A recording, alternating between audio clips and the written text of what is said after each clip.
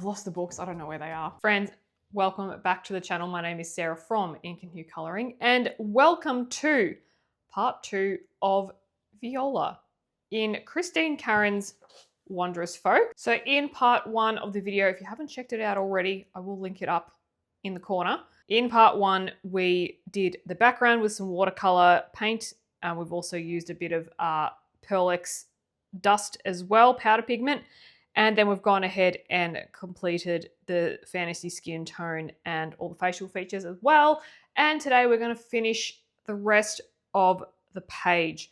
And just as a recap too, if you haven't watched it, we did base everything in alcohol markers. We've done some underpainting.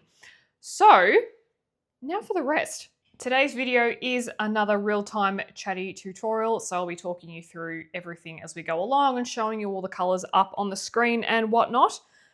So the first thing to do is pop a plastic sheet behind because we will be basing with alcohol markers. So what we're going to do first is probably the leaves, and I'm going to use an OHUHU marker, and this is G050 Celadon Green. I believe this is an older code, so you might need to jump on the OHUHU website if you have the new set with a new code and just check.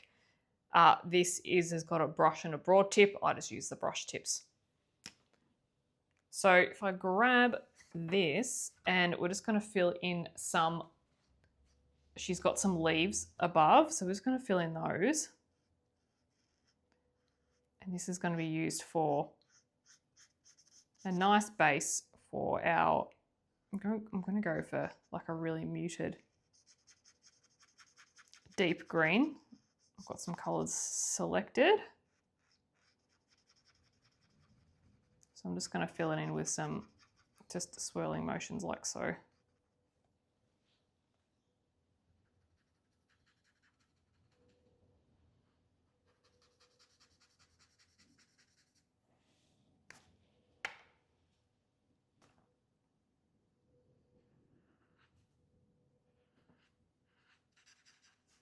The alcohol ink will bleed in a little, so I'm just going right up to the edge, but not over it, because it does bleed out a touch. Not as much as it does on thinner paper. This paper is very good.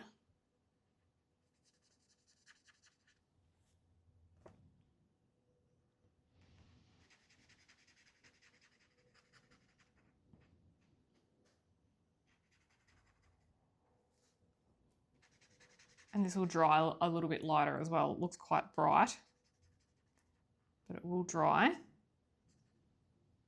And I'm going to go over it with some lighter pencils as well, just to desaturate the whole thing a little bit. But it's the tone that I want underneath everything, so we're going for it.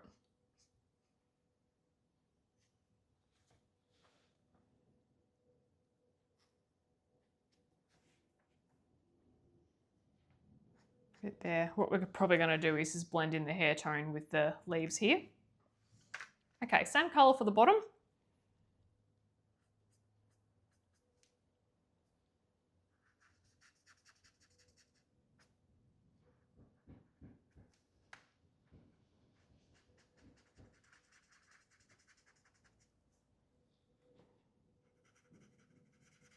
Okay, I'm just doing like little circles back and forth. It's less streaky that way.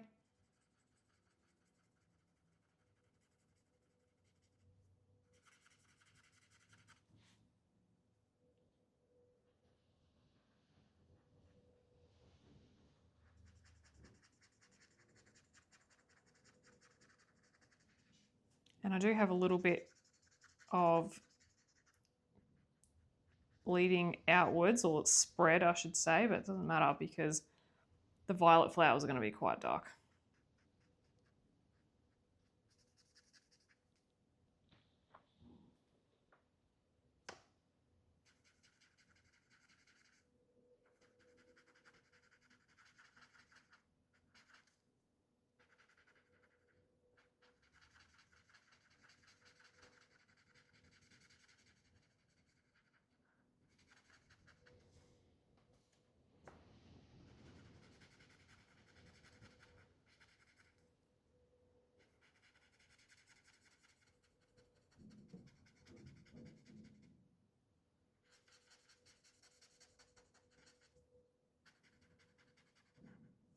This shaded area I'm just going to do pencil.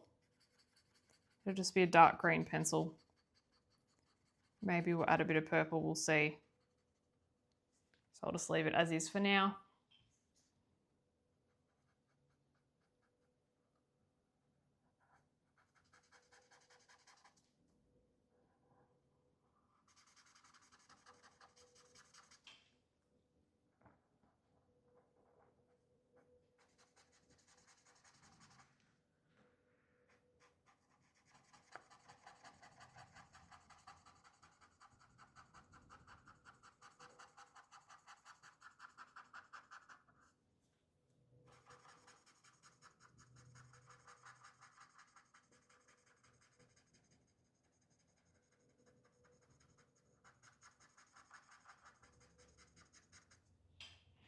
All right, that is the Celadon Green. The next colour that we're going to look at is Queen Pink. It's RV130 out of the same OHUHU range as well. So using the brush tip. So RV130, again, you might need to look that up if you've got a set with the newer codes. And we're just going to do the hair. And this is just going to be the highlight colour. The hair will be black, as far as I know. I always change my mind when it comes to hair, so I did land on black hair in part 1.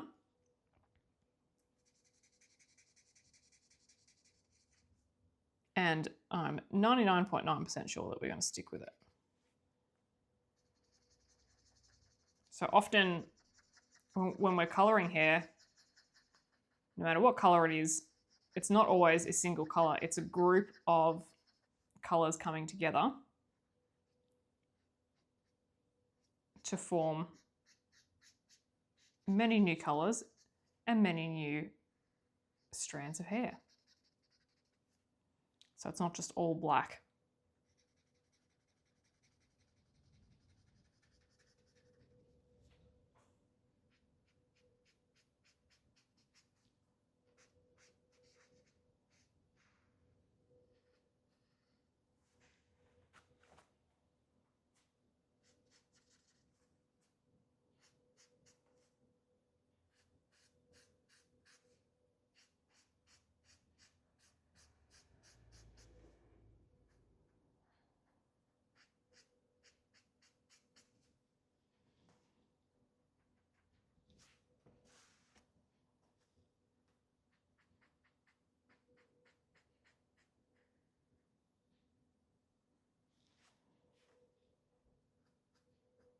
I really am enjoying the way that the flesh tones have come out with the alcohol marker. It looks really smooth to me. So yeah, we might have to bring out the alcohol markers again. You don't have to use OHUHU alcohol markers. You can use any marker that you have. It doesn't have to even have to be alcohol markers. I know that they're not for everyone.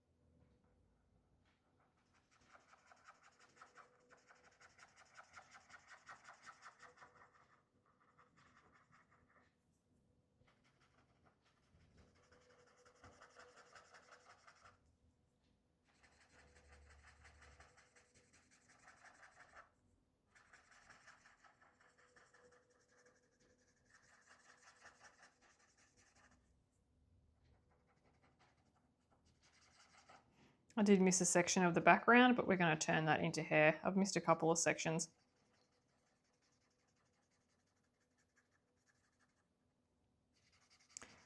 I think I probably would have avoided it anyway because it is smaller space, and because I was working with quite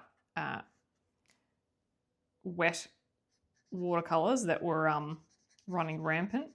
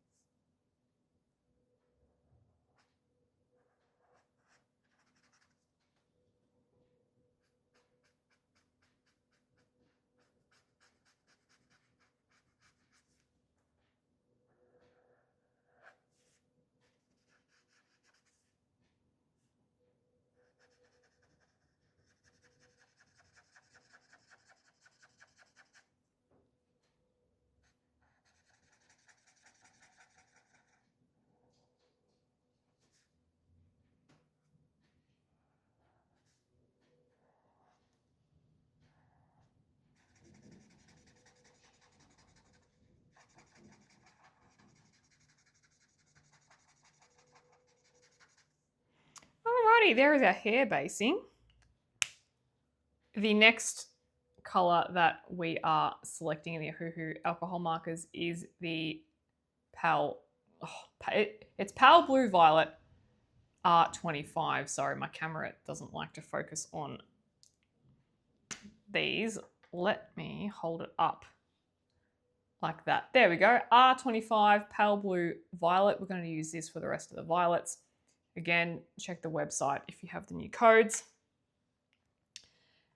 And the base of these flowers are going to be purple, but we're going to go through with both purple and pink tones for these.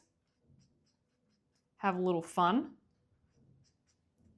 We're going to mirror the purple and the red violet / pink tones that we have in the background. And I have some plans for some gold embellishments for the flower centers. So that'll be fun.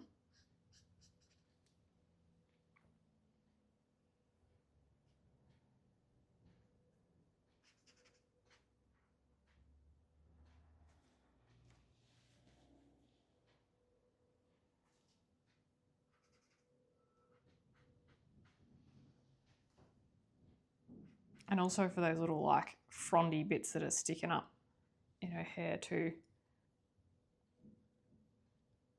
That'll be gold, I reckon. So I'm just going to colour the petals, and there's a couple of that section there. I'll go back with the green when I get to it.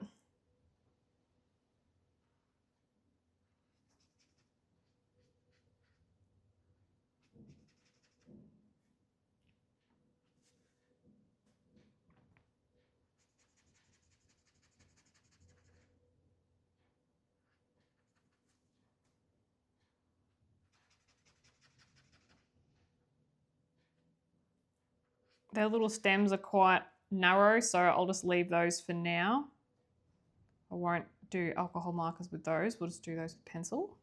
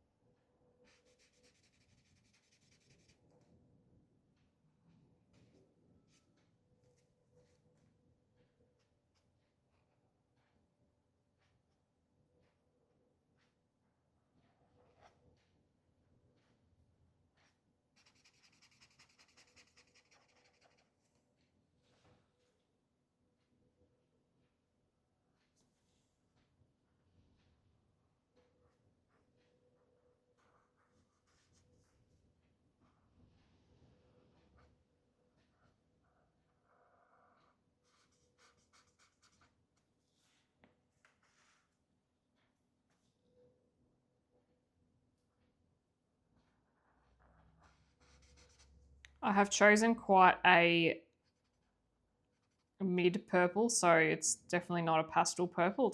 It's darker than that. I've chosen that because violets are quite saturated and dark in colour. And I feel like this colour is really going to make them pop out and look really cool. We'll see what we get.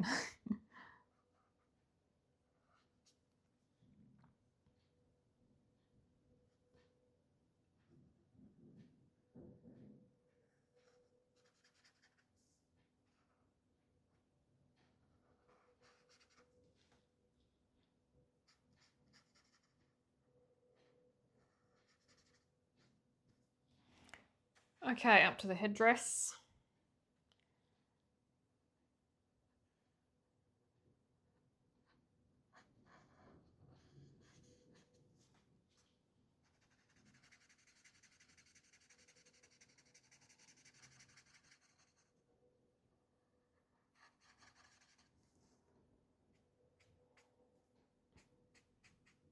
Be quite careful with that hairline. What I'm going to do is I'll bring, I don't want to have a solid line in the end because we don't really have solid lines of hair if you look really closely. So I'm just going to leave a tiny bit of a gap so that I can fill that in with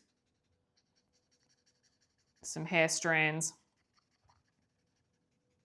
little bits of it. I can fill that in with some color as well, like little flicks of color, even like a soft transition from the purple to the skin tones.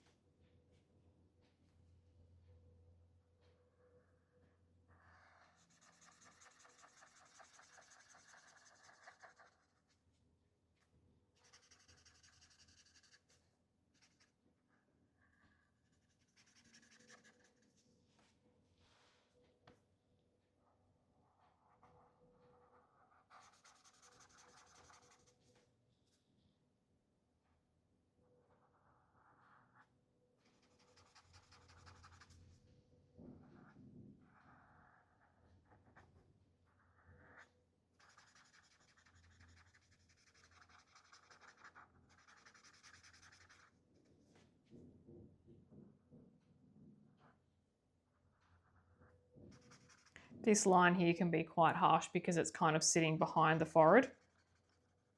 The join isn't directly there to be further back. You just can't see it because of the angle that her head's on.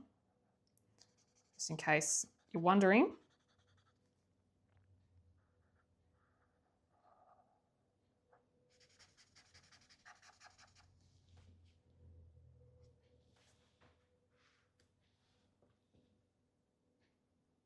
And I probably will go back once this particular petal's done and redo those eyelashes if we need to, which I think we will.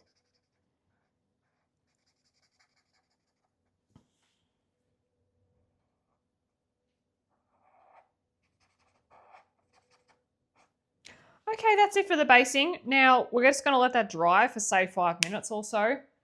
Just let that sink into the paper and lighten up a little bit before we start. We're probably going to start with the hair first, but before then, this part here, let me go back in with that G050, the Celadon green. And there's one there too. I'm just going to fill those in.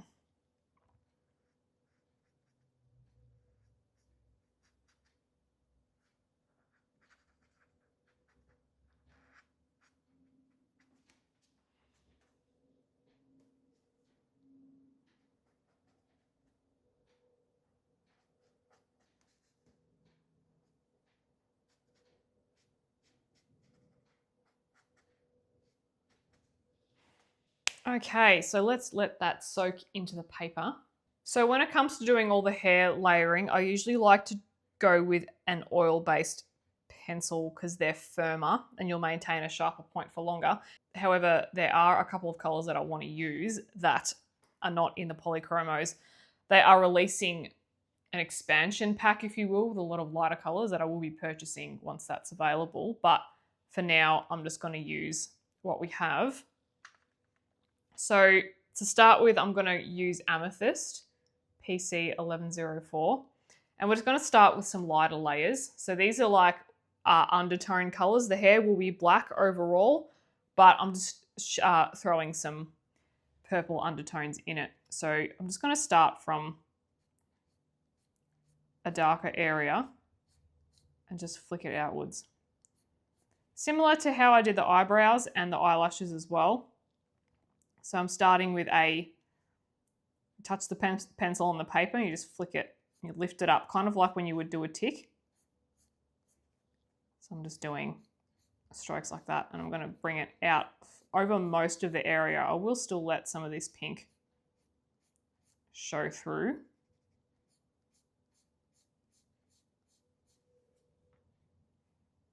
But I'll just start with covering over all the shadow areas and bringing the color outwards as well.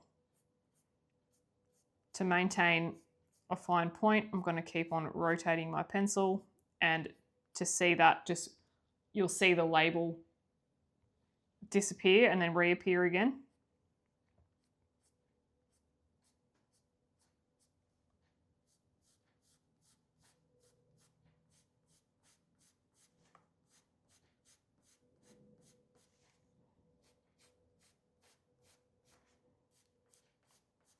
And like the skin, this will be done in layers.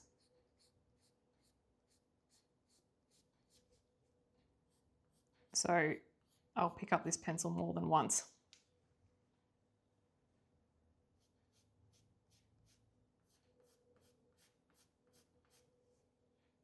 Down the bottom here.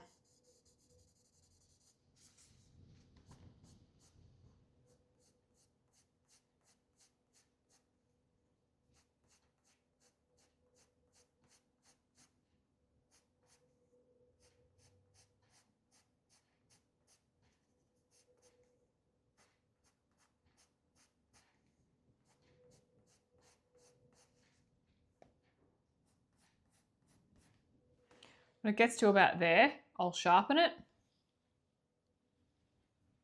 And you can kind of notice the difference already in terms of the hair tone, how it's changing color. You can also notice the difference between an oil pencil and a wax-based pencil as well. See how that is so much finer than what we can get with wax, but this is the color I want, so we're just going with it, and that's why I mix my pencil brands too.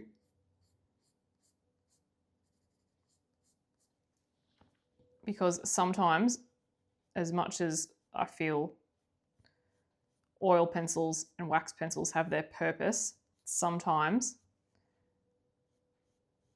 you know, sorry, they have like their purpose and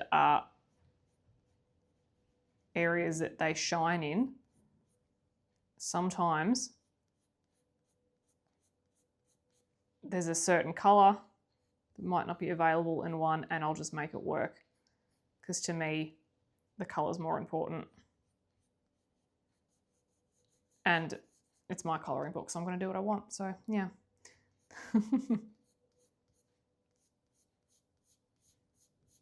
But yeah, if I can help it, I'll use an oil-based pencil.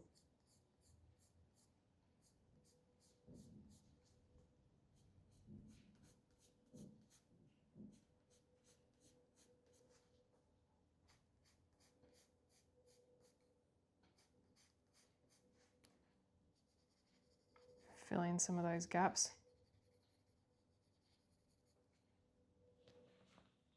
Sometimes you might need to rotate the page or rotate your hand just to get a good angle. See, I've just had to move my hand. See how my arm's like on the top now, so I can just get around this angle and curve the pencil up, the pencil stroke. Sometimes it's harder to do that if I was just had my wrist here like this. So you'll hear me creak my chair as I rotate. It's a good thing about being on a swivel chair, I can just move around with it.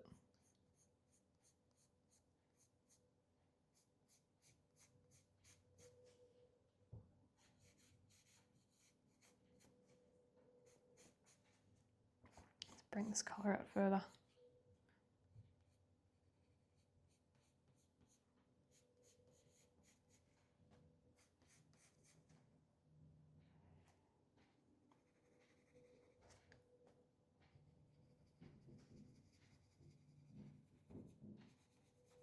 Cover over most of these areas.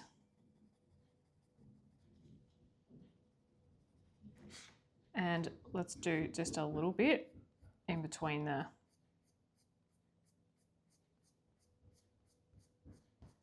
petals there. If you can hear that thumping, that is Remy, one of my dogs. She randomly just gets excited about something and starts thumping her tail. So yeah.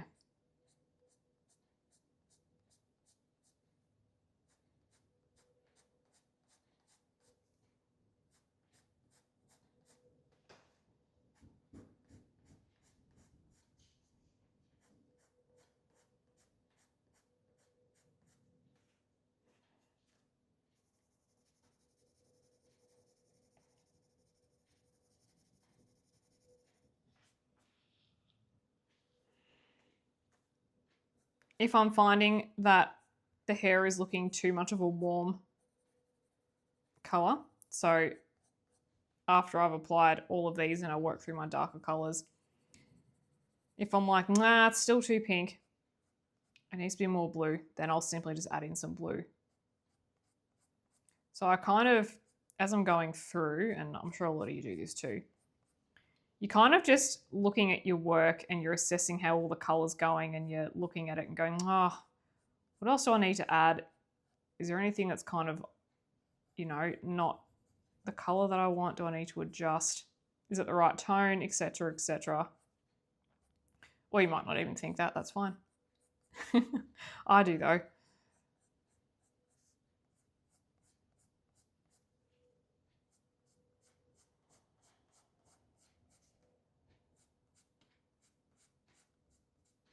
It's all right if a couple of strands go over this because it's going to be coloured anyway.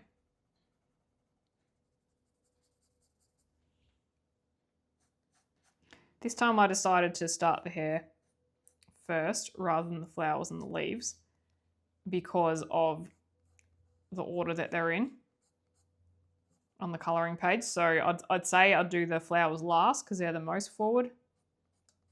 The leaves will be behind them and the hair is behind those elements.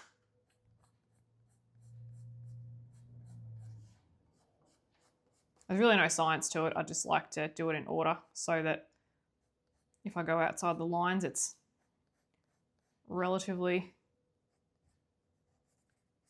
in order. This section here is background. I just missed it, so I'm just going over it.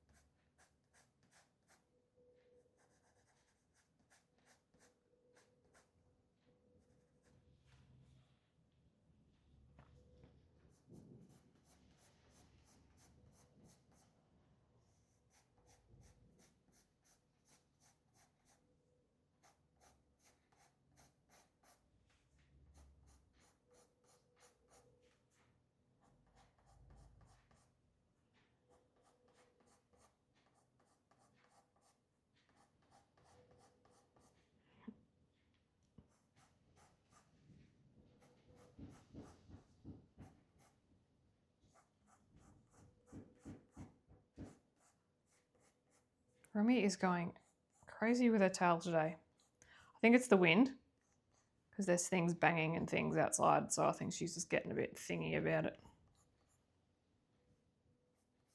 She is a big dog with big emotions.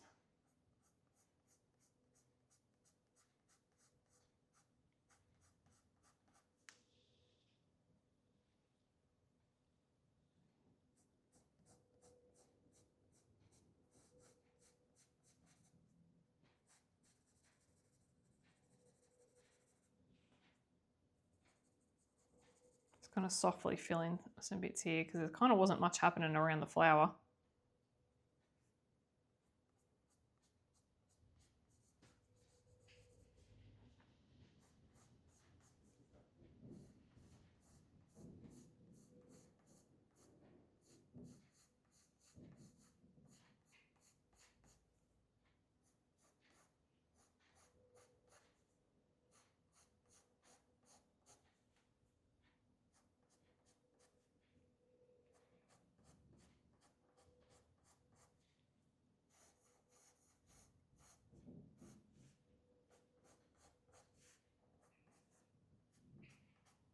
Fill in all those bits I missed from the background.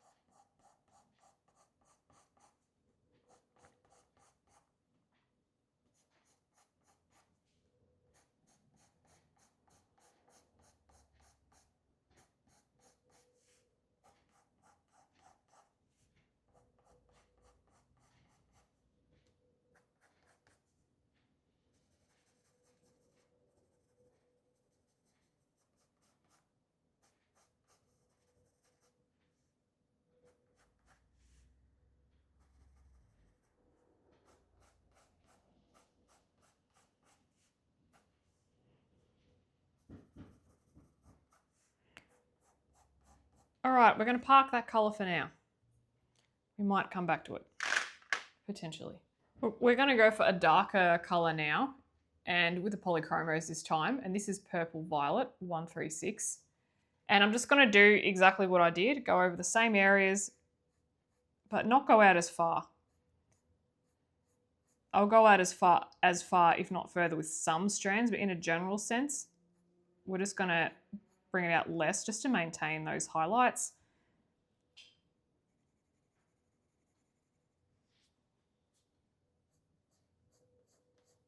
So starting around the shadows.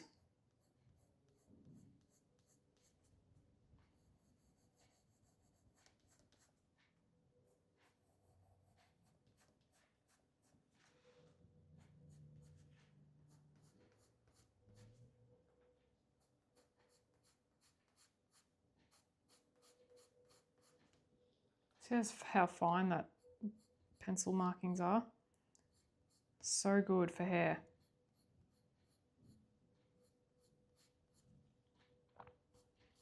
I need to try some, and I'll probably just buy a small handful, some of the Derwent Light Fast. I believe they're an oil pencil as well. Let me know in the comments if you have tried the Derwent Light Fast and if you think they are good for hair. I'd love to know. Asking for a friend? No, asking for me.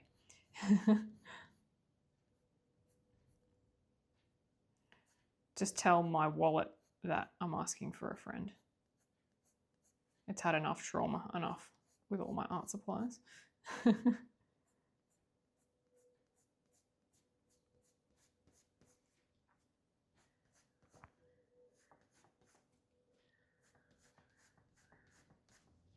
we can always go back with that first color that we used and adjust and bring out more of that if we need to. I always do. I always do a few passes before I feel like everything's in the right spot.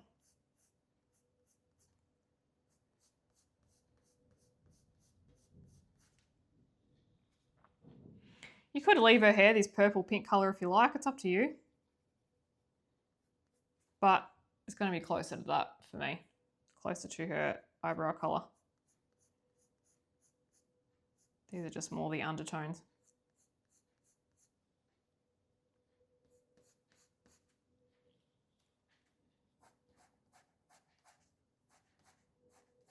Bring a few out. Even to understand how hair kind of behaves and how the light shifts through it, even just look in the mirror and look at your own hair and observe what's happening in terms of the colors and the light and the shadows. You could even jump on Pinterest and look at some references that are in studio lighting, because you'll get a really good contrast that way.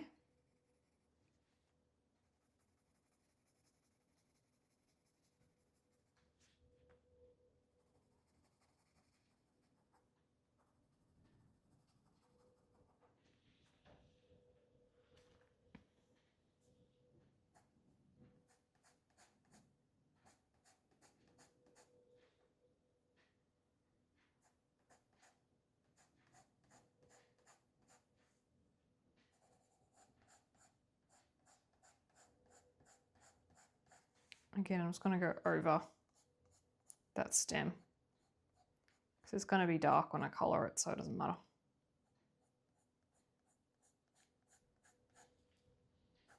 Because if I don't go over it, you're going to just have a series of stop and starts and it might look a bit, how you going? So scumble a bit down there just to get a block of colour.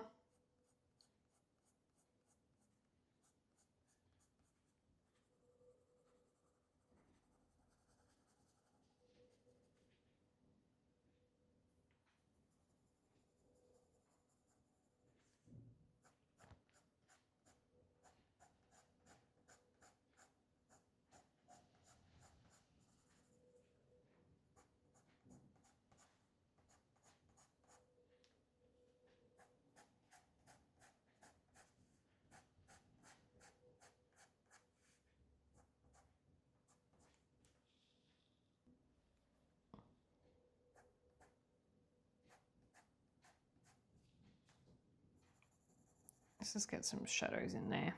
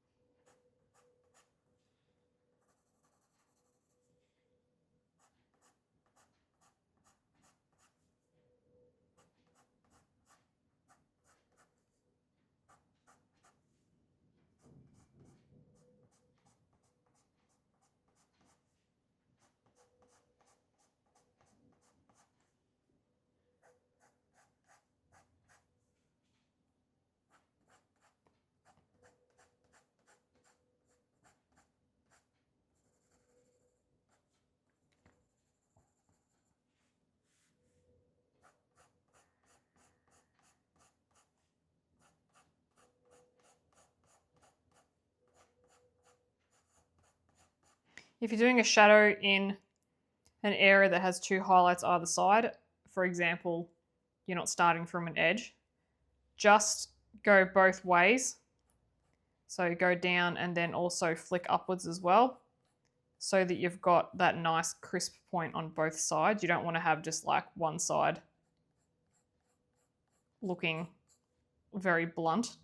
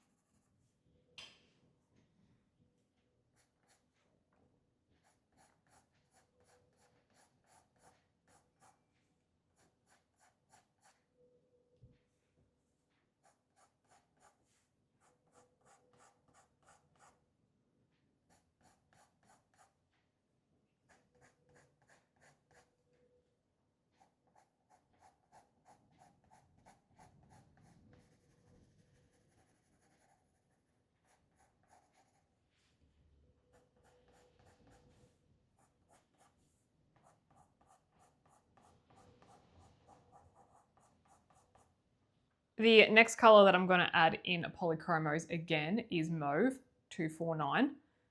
And you can see how the tones that we've already got here, they're kind of matching what's in the background, and this is another color that's going to match as well. So this is kind of the last purple color that I'm adding before I'm going to move on to black and a bunch of grey for now.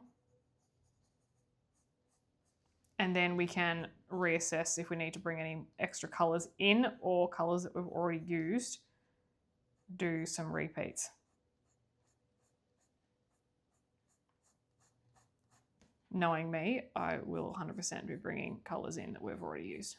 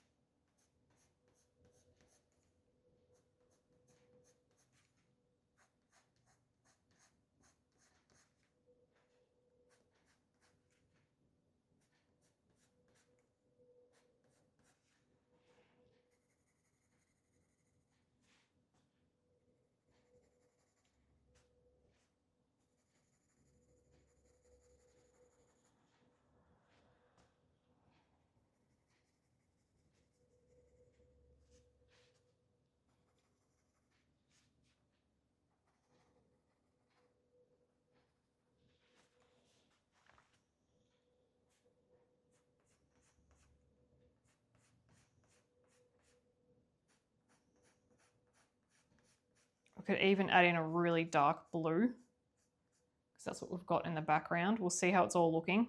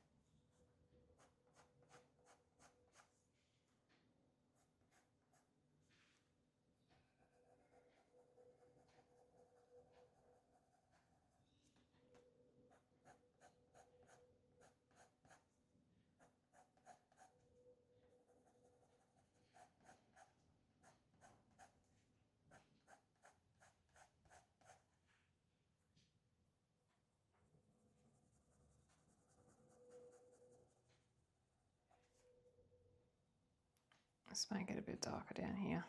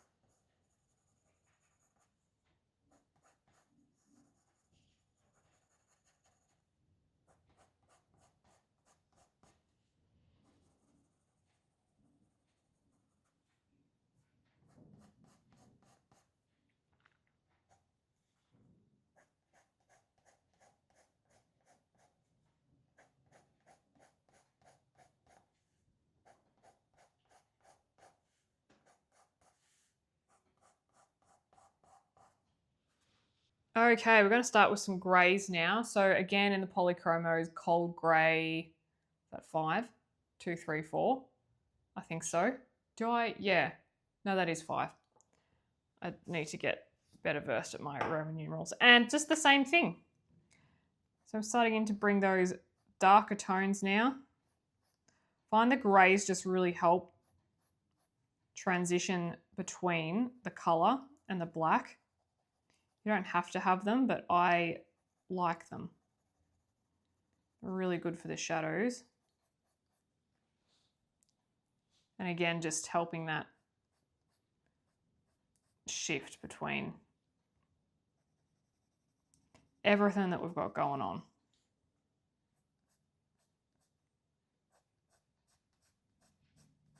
I do have a darker grey in my stuffs that we're going to use too before we get to the black.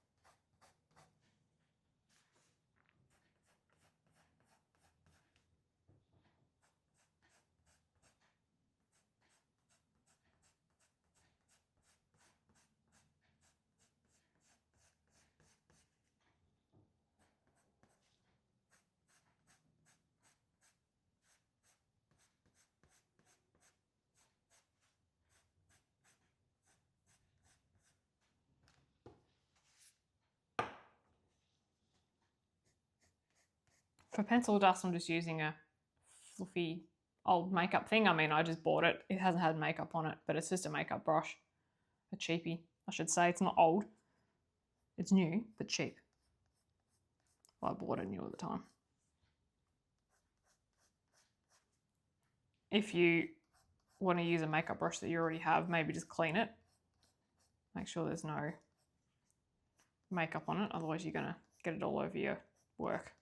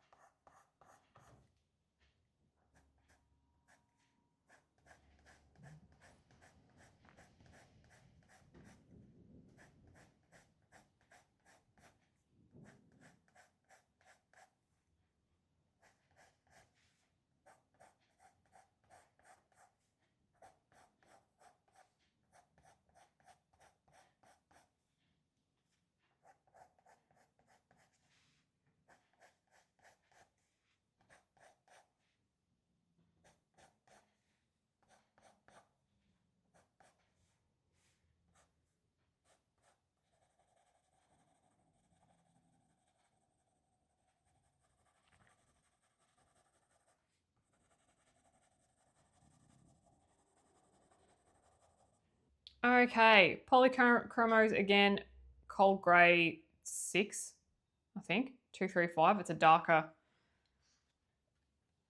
darker cold grey, and just repeating the same process,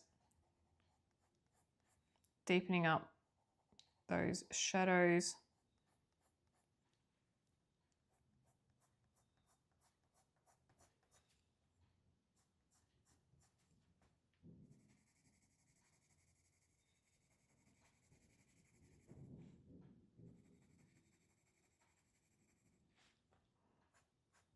Going along those edges.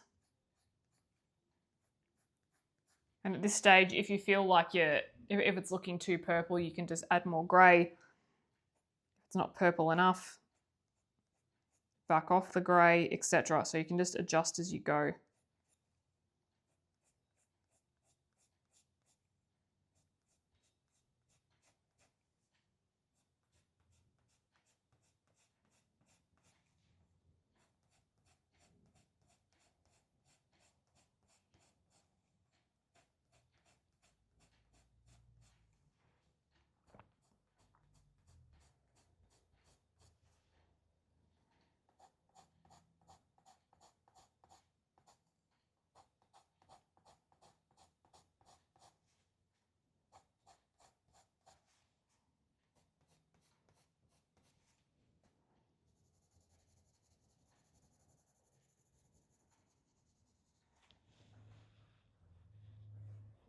You could choose to leave the hair this colour if you like that, but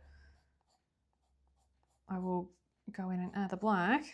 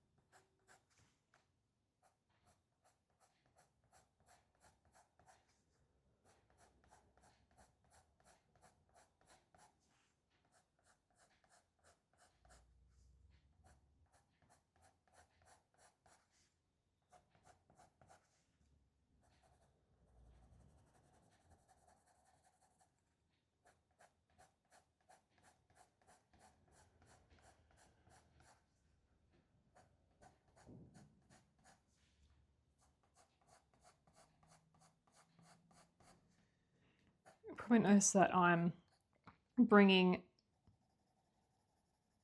the grey out quite far, because I do just want to cover up the purple a little bit.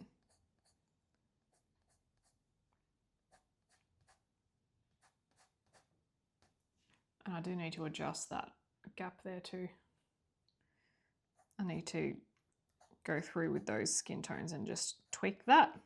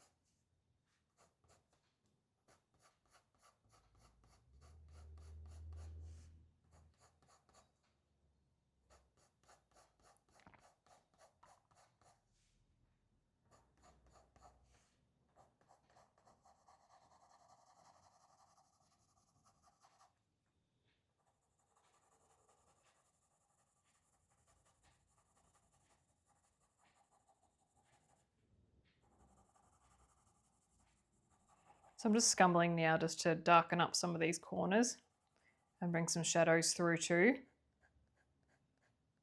So I'm alternating between strokes like I'm doing now and just this. So if you've got any areas that you want darker, you can just do a little bit of a scumble.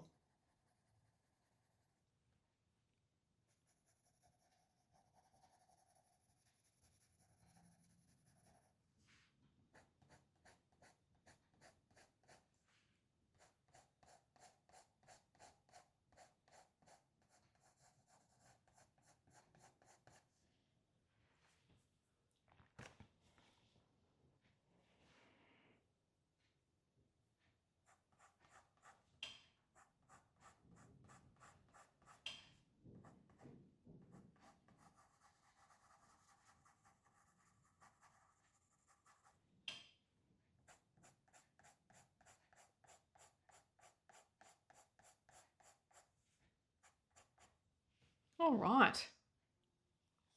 Time for our black Polychromos 199. And same thing. And I'm just going to bring it out until I feel like I've got a good amount of black in there, enough highlights. And after this colour, we'll go and adjust with anything that we need to. Happy days.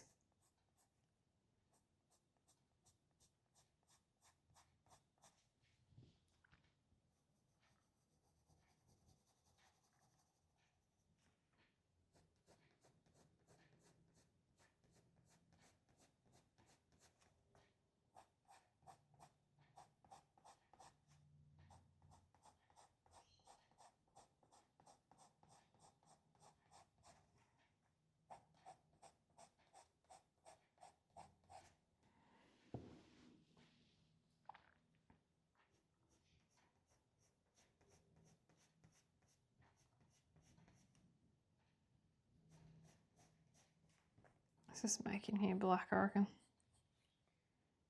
Join it up. Make lots of strands here.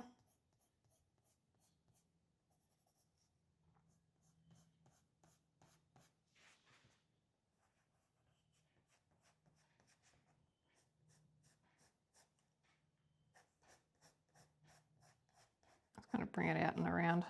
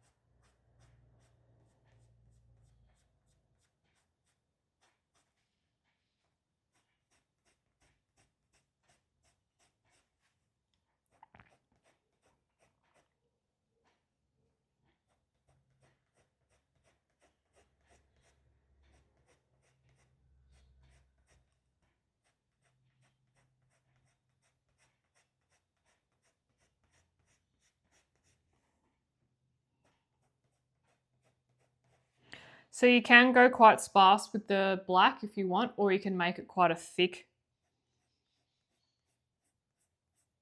black, which is what I'm doing. I really want the colour to be in the highlights, but I still want it underneath the black to influence the tone, which it's doing.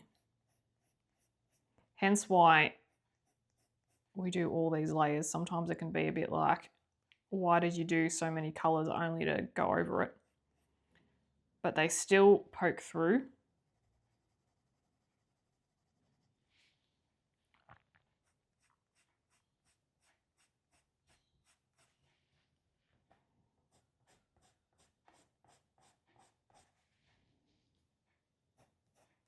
And we can add more in.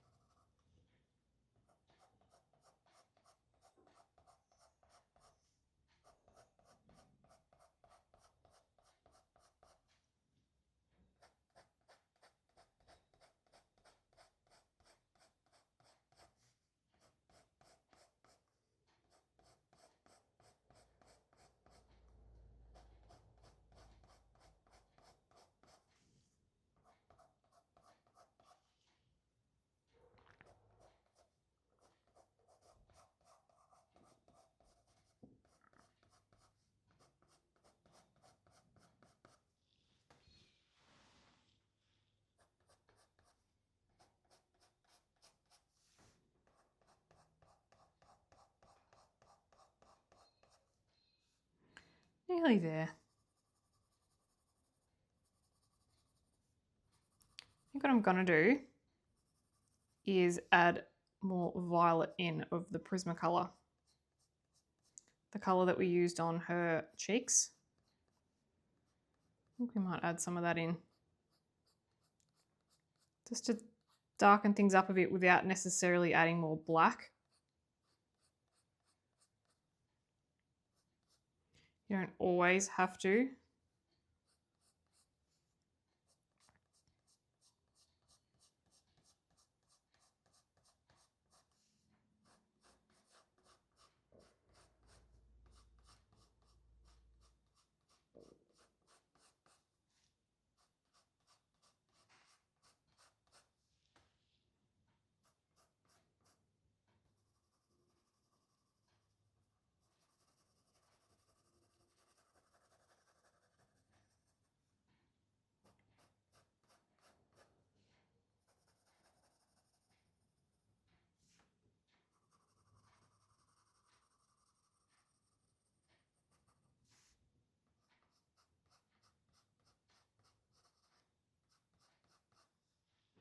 Okay, let's go ahead and do that.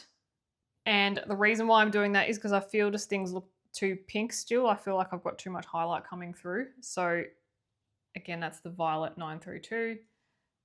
And we're just going to go through and just purple things up a little bit. You don't have to be, we don't have to be as thorough with it with our other colors.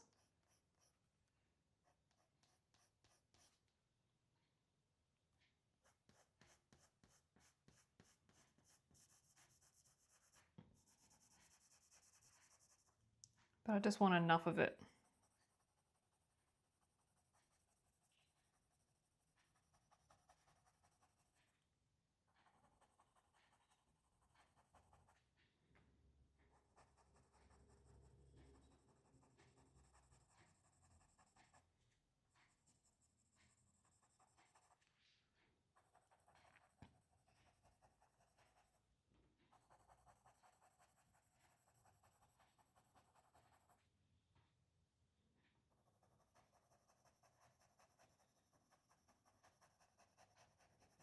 Enough just to influence the overall tone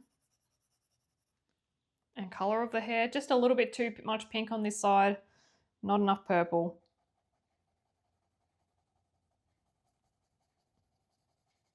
And it's just going to richen up that black as well.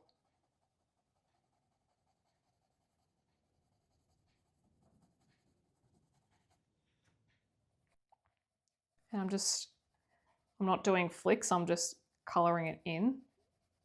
And I'm pressing harder in the darker areas.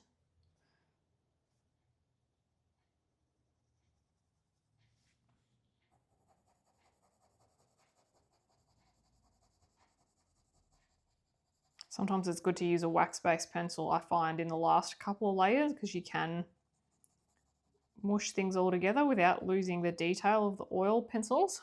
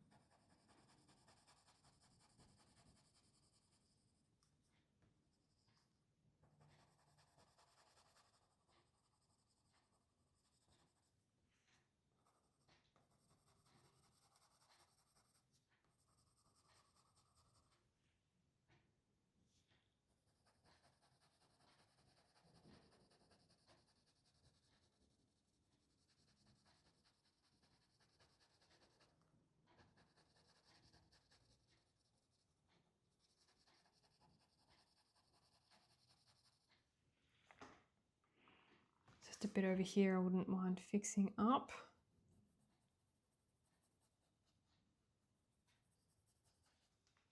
There we go. A bit more on the top.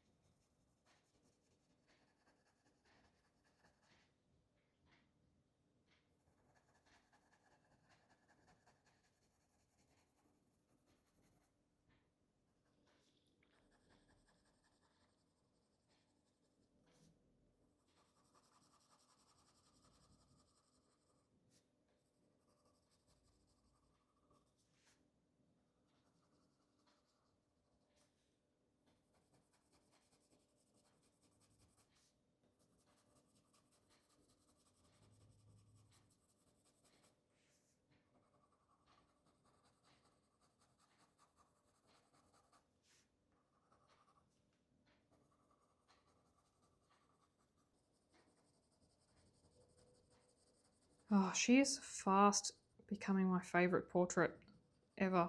I say that every time I do one. I'll say, this is my new favourite. No, this one's my new favourite. This one's more favourite than the other one. I can never decide. I do love them all. But yeah, I'm just loving the way the skin's looking. And I feel like with the black hair, black and purple, that it's really just... Even it's influencing the skin tone as well, isn't it?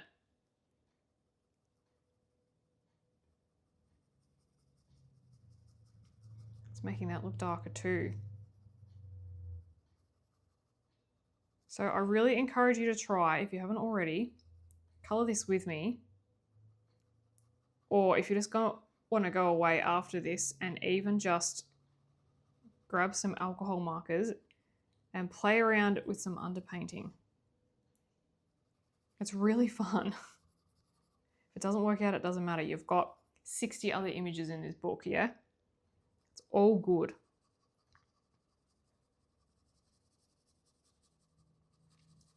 My favourite ones are the ones where I take risks. I wholeheartedly believe.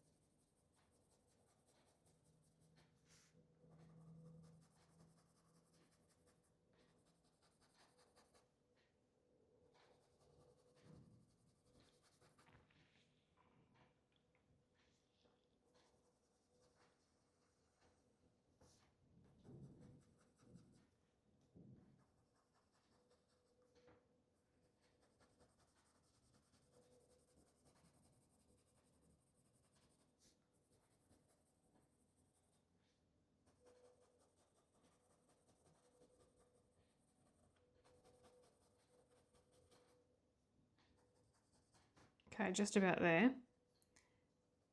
And then I want to go back to on the lighter colours.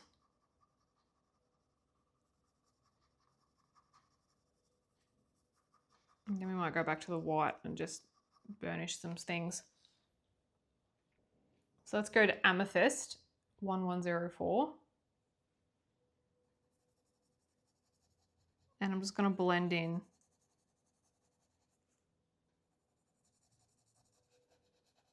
some of the colours.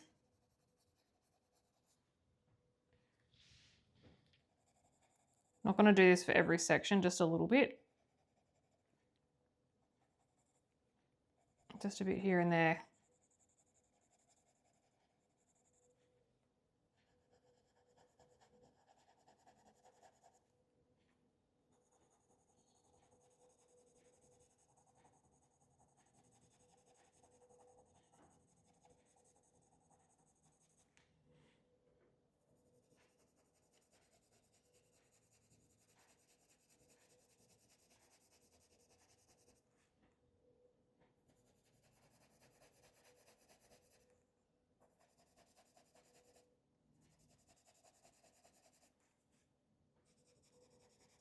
Again, you might be like, why are you covering over all of that?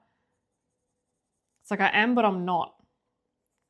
It all works together. So that's kind of in my little opinion on the internet, that is my opinion on how to get really vibrant colors, is to just go crazy with the layers. And you might not think that they matter, and you might not think you can see them, but they really do matter.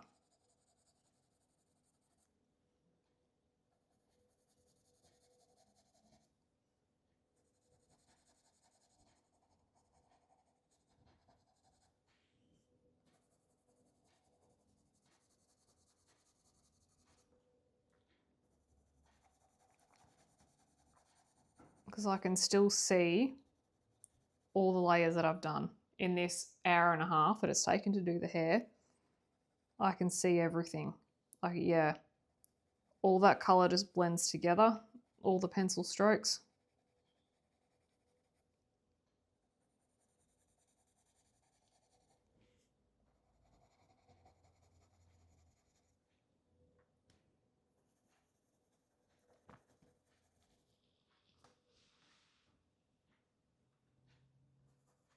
And there is quite A as I'm looking at it, so that's probably more accurate because we've got a bit of a waxy bloom there, so I can wipe that off.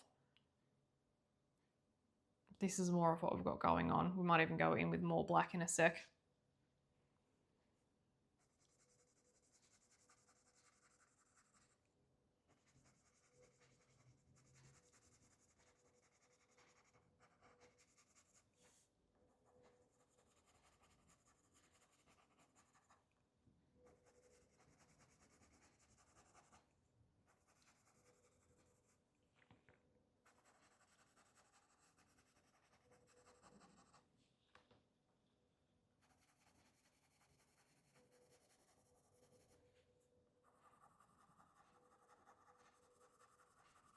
Let's just do a bit of the same thing with the orchid. So PC110 something, I have no idea. I'll find that out.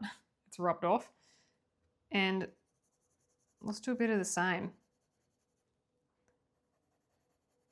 So this is a different type of purple. See how it's more of a warmer purple. So I just want to add a little bit of that in too, because that's on her face as well.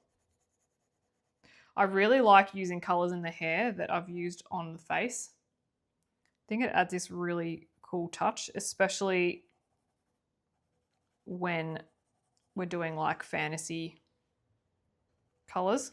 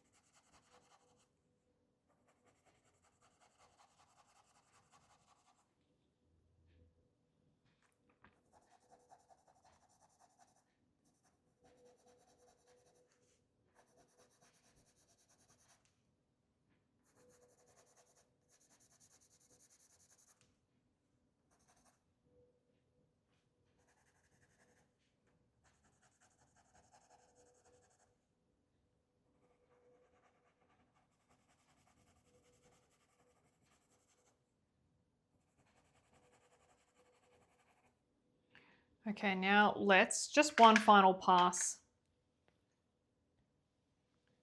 with my conjoined twins, the whites. And I'm just going to go over the highlights. Just mush some in together.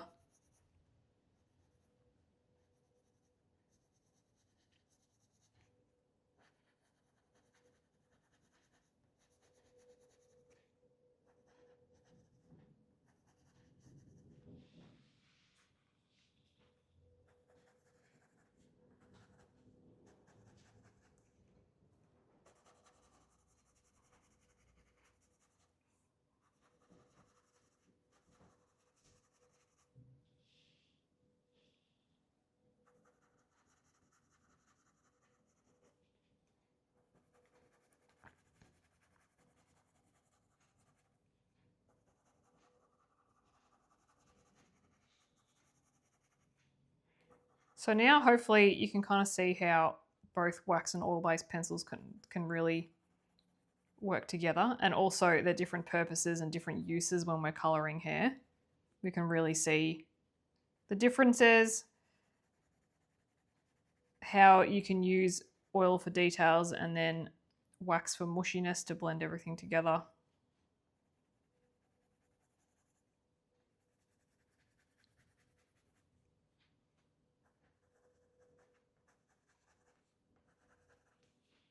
To get rid of a little bit of the wax bloom that's reflecting off the page here, because that's what you can see is more of a true reflection of what it looks like. I'm just going to use a tissue.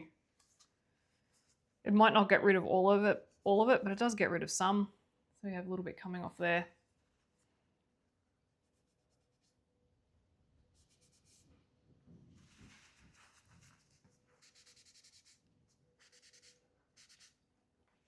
Again, it's going to happen with Prismacolors because they're so waxy. It's just part of the game.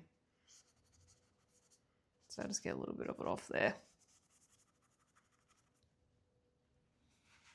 So we've still got some reflection, but if I hold it up, yeah, you can see that there. So again, the whole thing's kind of getting quite shiny, but that's okay. Let's just quickly add. I've just seen a couple of spots that I just quickly want to go over.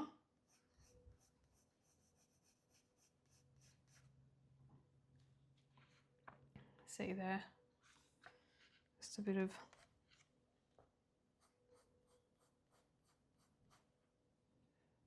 I could do this for days.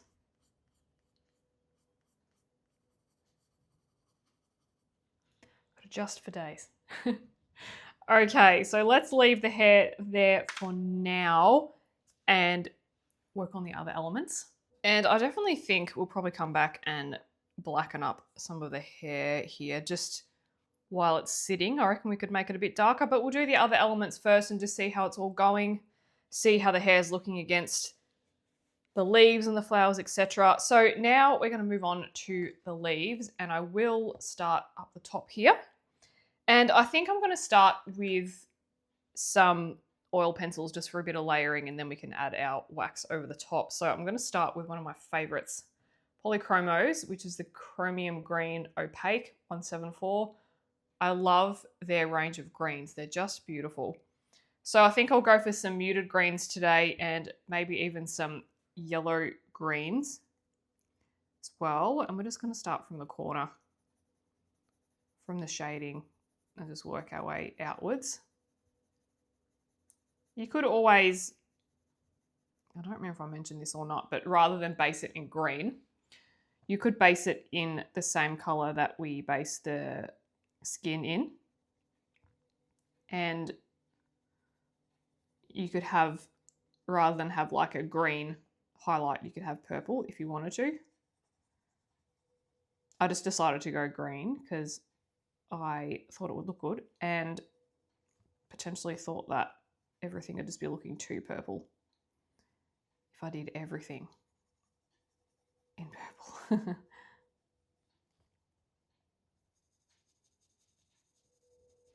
I'm just following the shadows.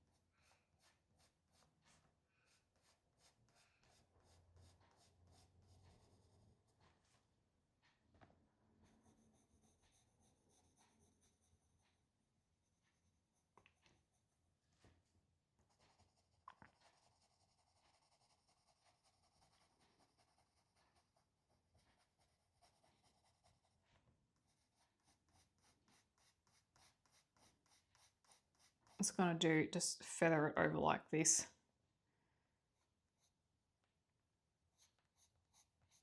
That's kind of the way it looks like. That's how Christine's done her line work. So I'm just going to follow it. So you know, sometimes leaves can look a little bit streaky. Yeah, just adds a bit of texture as well.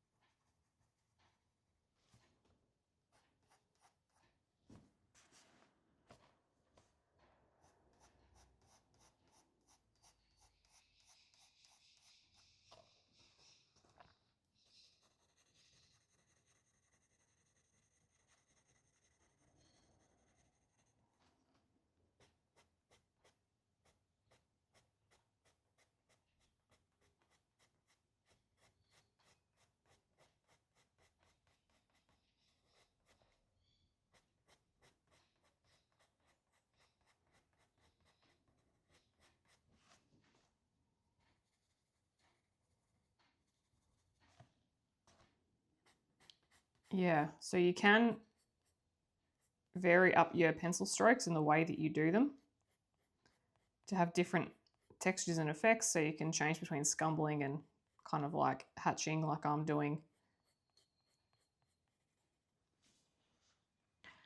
I'm not completely well versed in exactly what everything is called. I just tend to try it and I'm like, oh, that did a cool thing, and then I'll just continue to do it. I'm sure this is called something. I think it is hatching. Right, one's down the bottom. The leaves are going to be the same across everything on the page. They're going to be the same color. So we'll just move on to the bottom, and again, just getting the shading.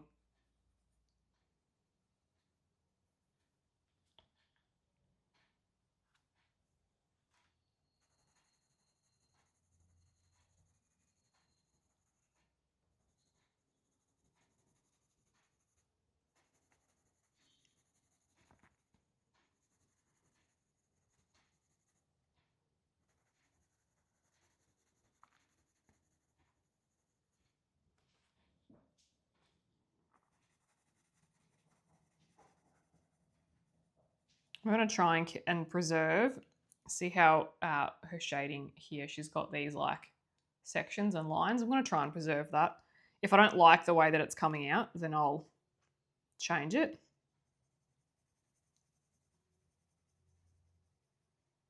Sometimes it can look good in graphite when it's done, but when you add colored pencil, it's like, nope.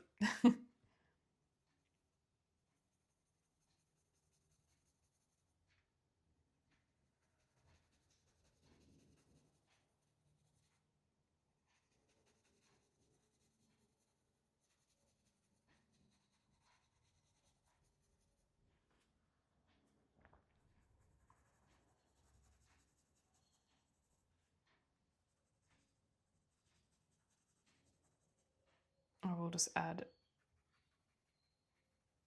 this behind the flower.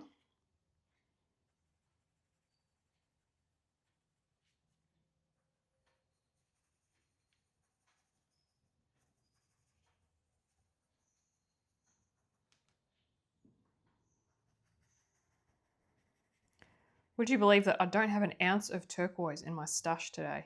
I know. Sacrilege.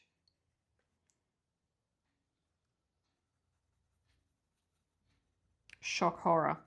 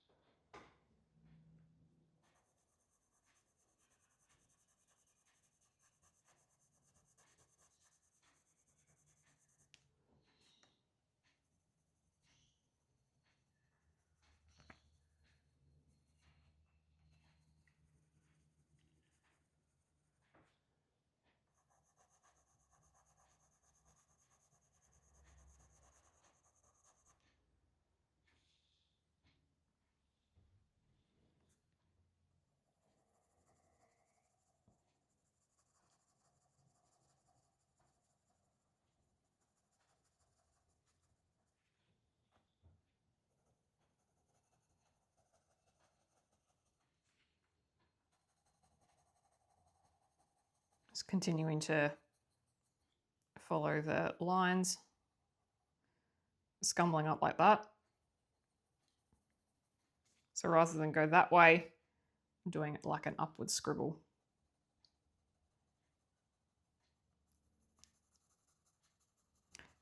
Again, very non-technical.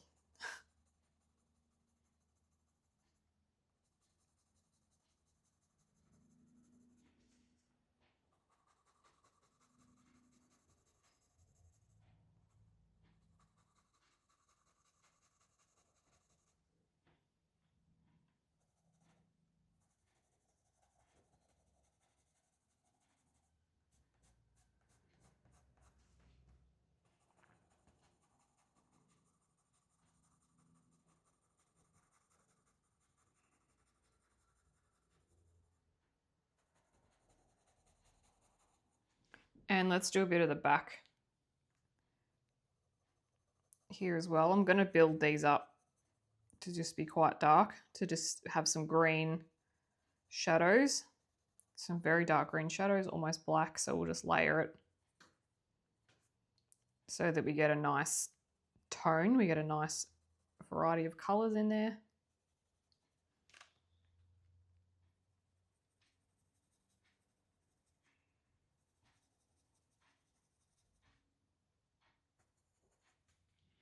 And with our oil pencils, we'll start to do these stems as well, while we've got a fine point, while we're using pencils that can do nice details. We'll just get some color in. You can leave a bit of white space for a bit of highlight that we can go over with our lightest color. That is generally what I like to do. Doesn't always need it.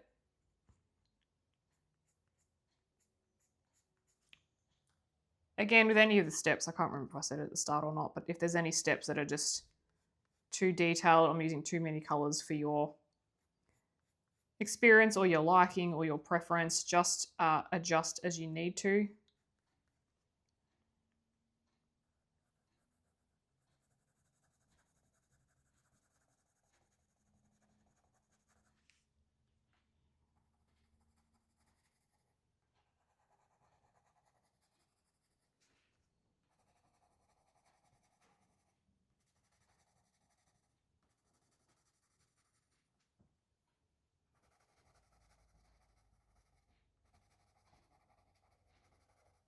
And next color will be in polychromos again, olive green yellowish 173. And I'm just going to go back up to the top and start the whole process again. Just in this nice, yeah, yellowy green color. We can bring that out into areas where the other pencil hasn't gone.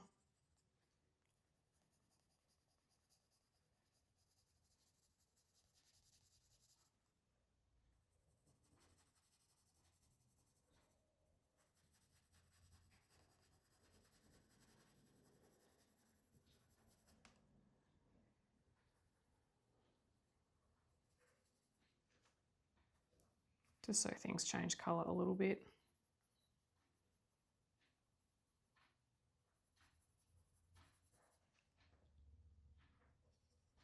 If you can hear licking, it is Ace licking his leg.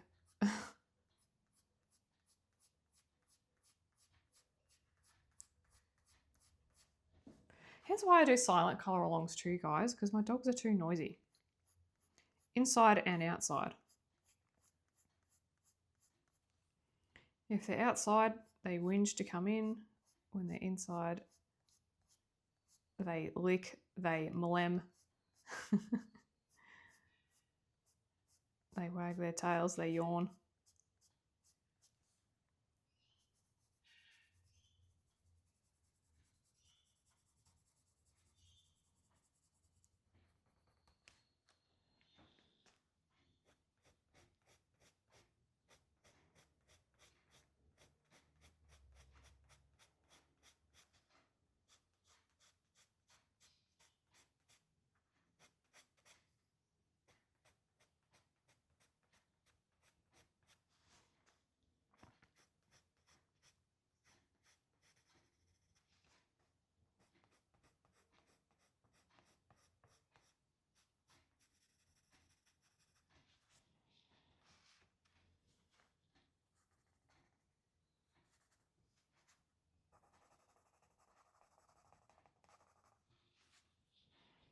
Okay, down to this bit.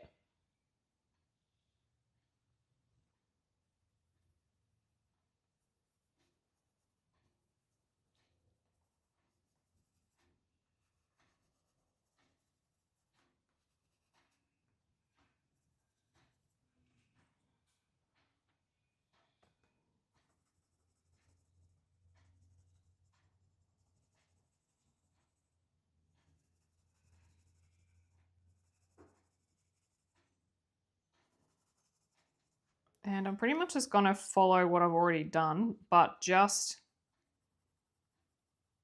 go over some areas and then leave others as well.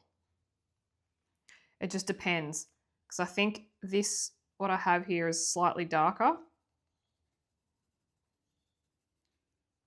So I'm just changing it depending on where my shadows will be. If I feel like an area needs more color, more shadow build up.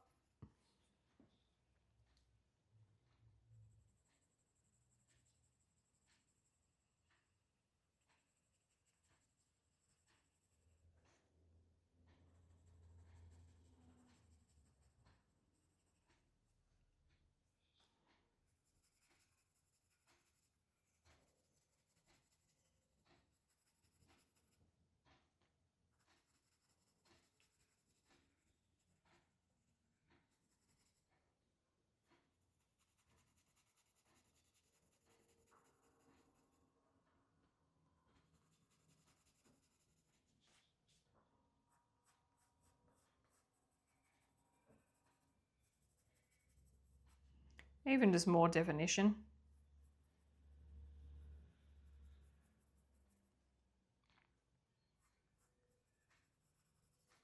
In some of the areas too, because we might lose that a little bit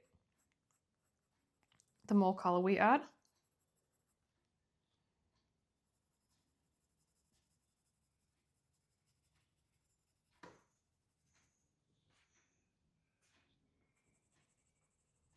Again, more color behind.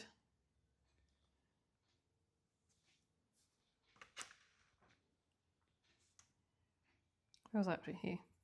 Every time I lift my pencil and adjust and just check my camera footage to see that everything's in frame, I forget where I'm at.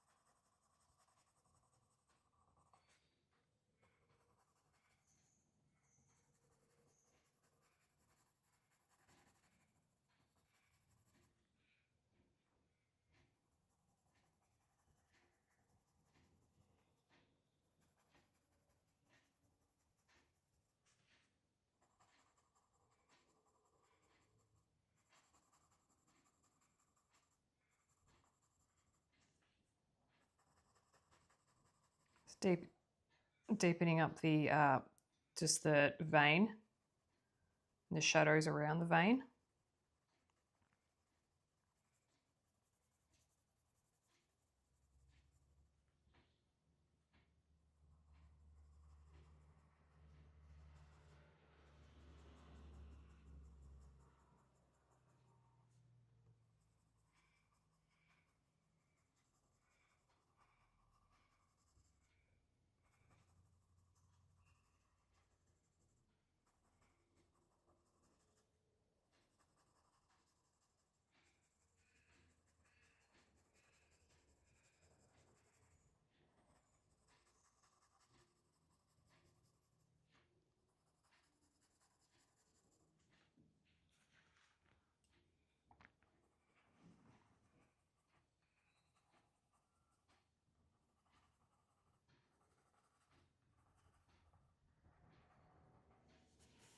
Okay, flower stems. Same thing, just build up some colour.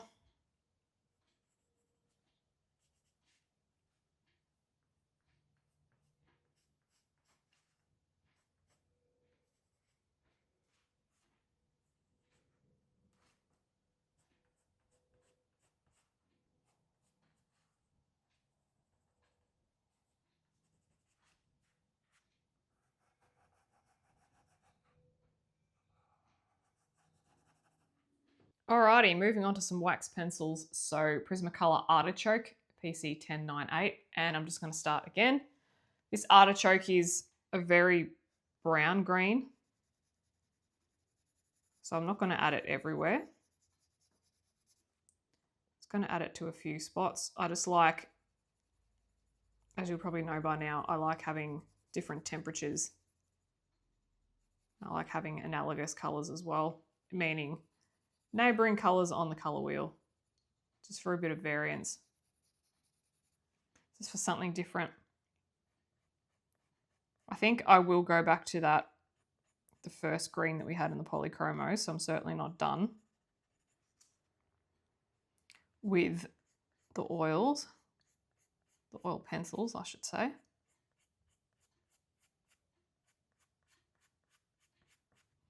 And I'm just going to bring this colour out into the highlights.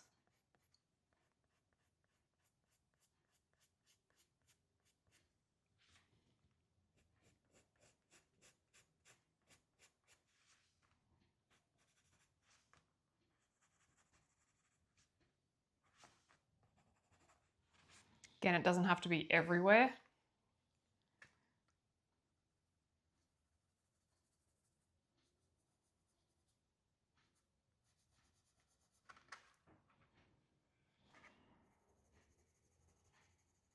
It is kind of nice when it's just in one spot, and we'll just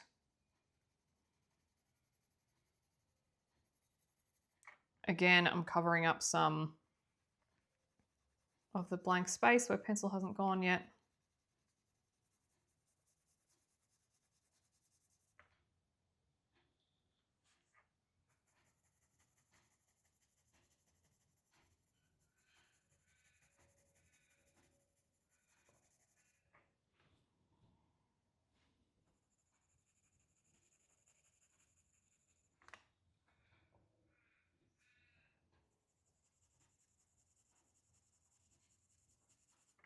Probably won't put it in those background colours. I'll just leave that for now.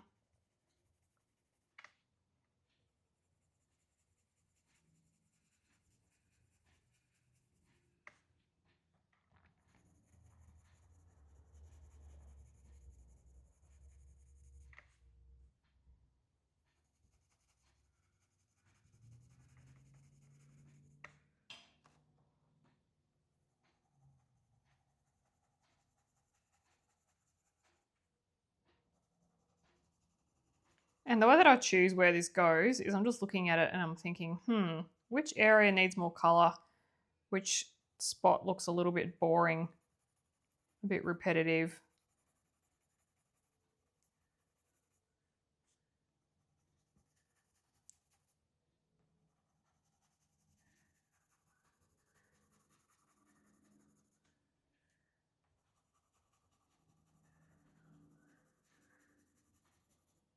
And just adjusting as necessary.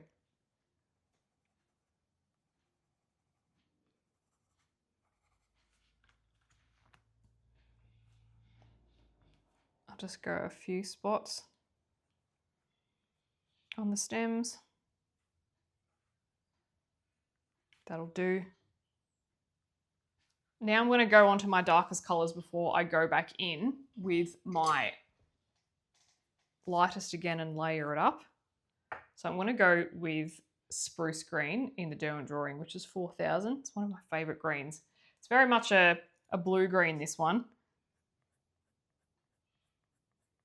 And it's very different, but I'm just choosing it for the shadows because we already have some blue in the background and we've got some cooler purples too. So I just want to add some coolest shadows.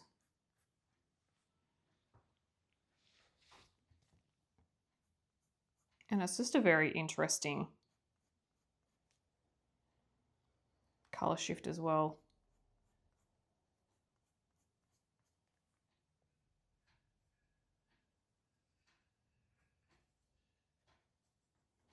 So in your own colouring time on whatever page you're doing, have a play around with colours that, you know, might not feel like they go together initially.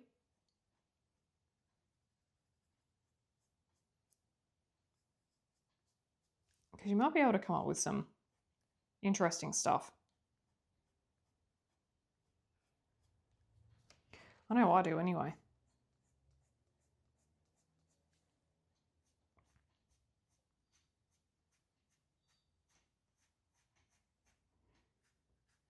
As in,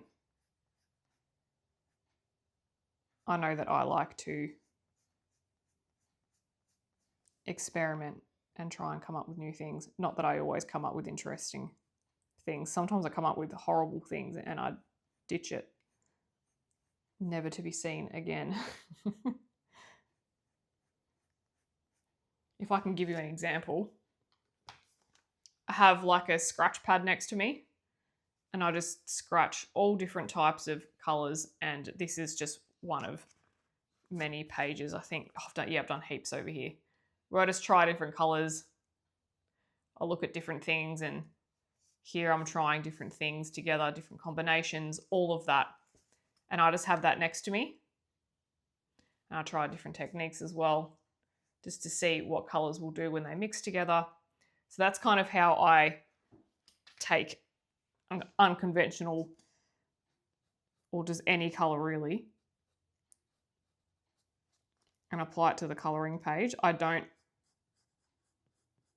think it might be easy to think that I just know exactly what I'm doing all the time and I know how each colour is going to work. I don't. I've got to test it. All right, let's do the same thing down the bottom. I like how this is kind of looking. Deepen up some shadows. We definitely will go back in with that other green.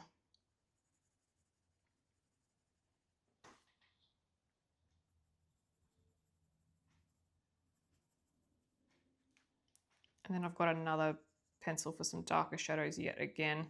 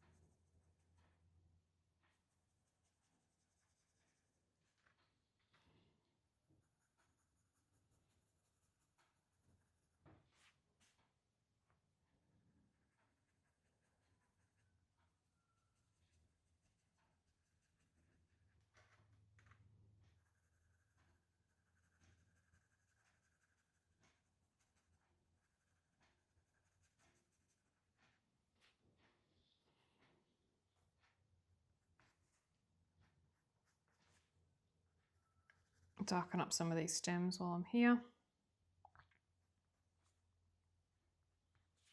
Work on this one.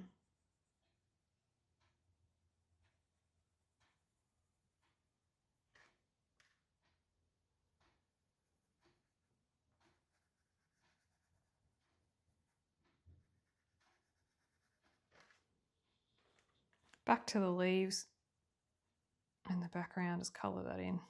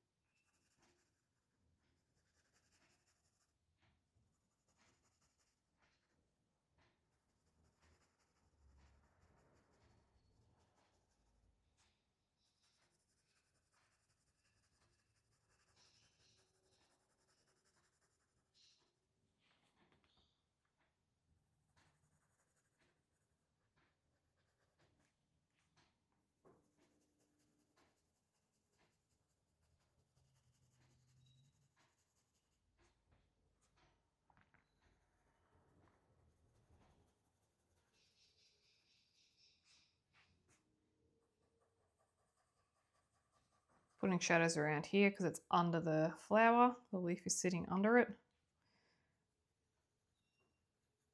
And if it's under something, it's generally won't have as much light hitting it, so we can add darker areas.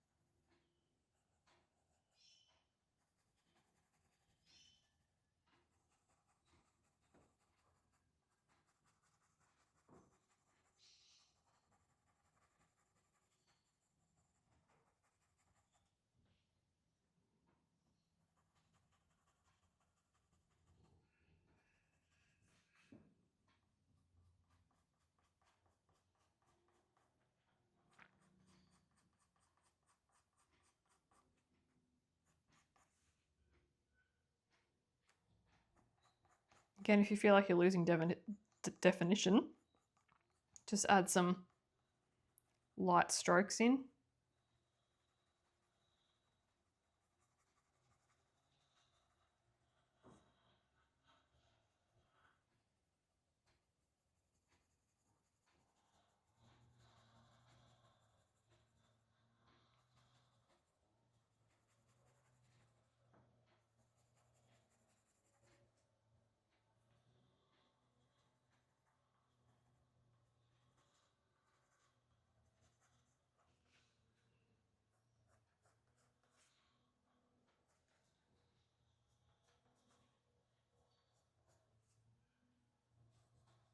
Okay.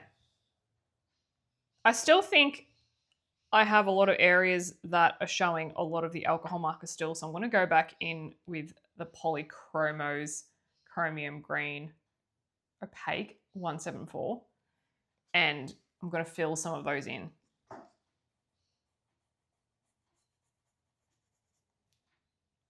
And mess that up. This is draw a line. There we go.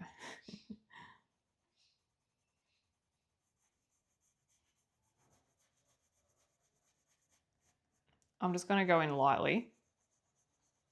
I want to keep some of the highlights, and I do have plans to do a burnish with a very light green pencil, just to see if I can influence the tone of the alcohol marker a little bit. Just a little bit.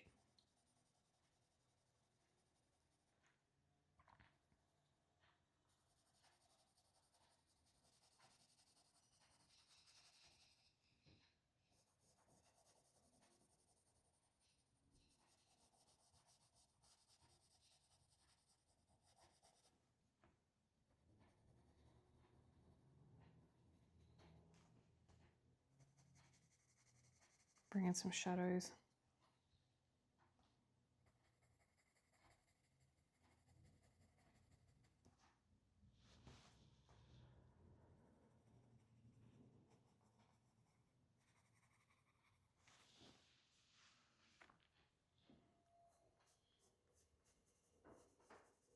A bit more up here.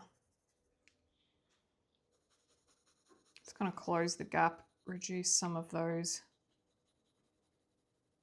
empty spaces just where possible with some light layering, because I want to use the color of this pencil to work with the other light pencil when I burnish. I kind of want to blend them together.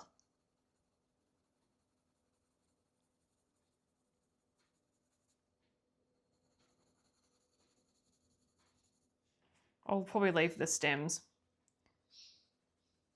the way they are. Often, if you go out in the wild, right, you know, into your garden or wherever, and have a look at leaf stems, a lot of them are lighter than the actual leaf themselves, or they're a different color. They're not always the same.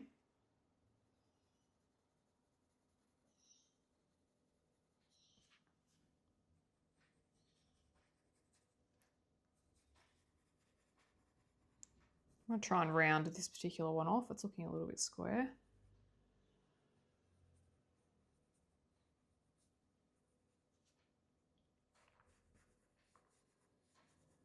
So yeah, I'm just using this pencil as well to change some of the shapes as I'm colouring over.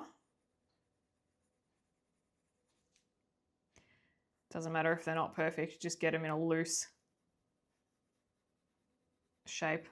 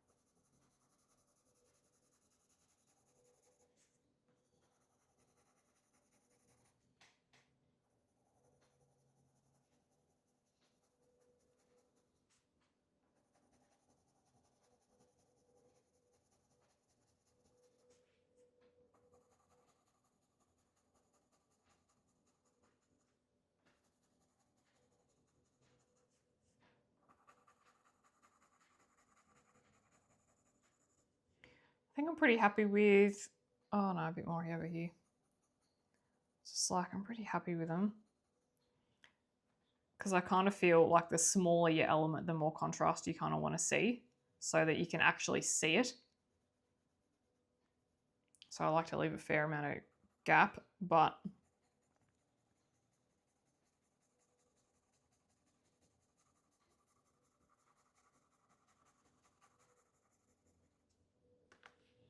all right, onto our darkest color, which is Forest in the Derwent Drawing 6720. And I'm going to go in just for my very, very darkest areas.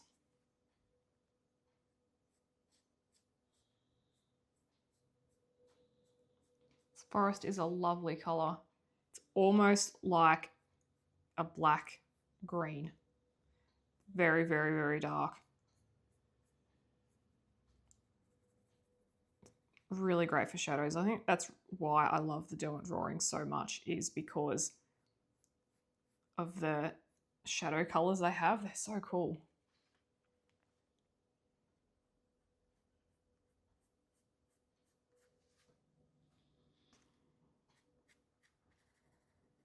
And the darker your shadows, the more your highlights are going to pop out.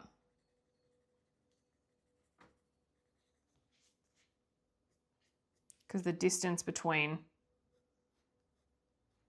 how similar your lights are and your dark is really far.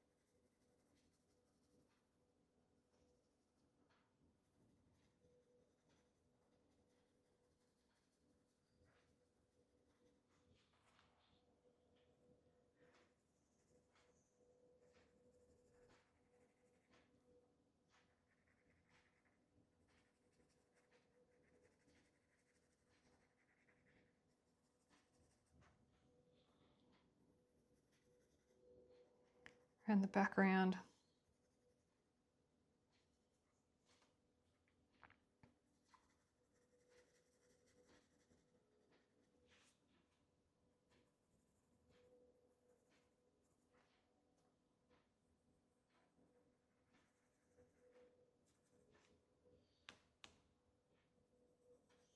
A bit down there.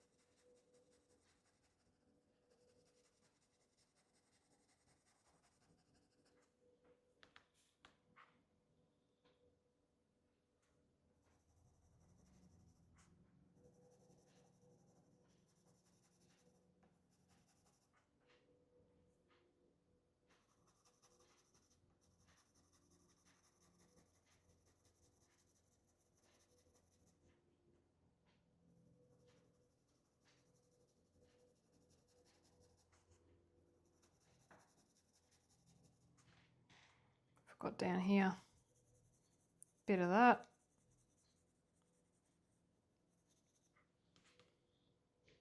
Let's not forget our stems, Sarah. I was literally about just to grab the other colour. It's like, no, you're not done. I'm just doing the edges, the little corners.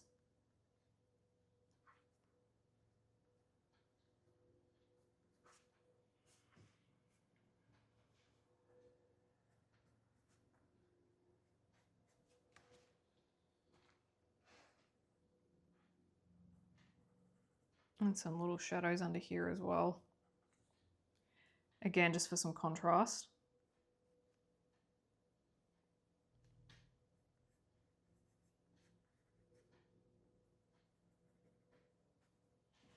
I'm going to go in with this Arctic now from the Derwent drawing. This is like, it's a super pale green, it's almost white. If you're familiar with the grey-green light from the Prismacolor, it's like that, but it's lighter. So I'm going to go in and burnish some areas. And if I feel like I need more colour,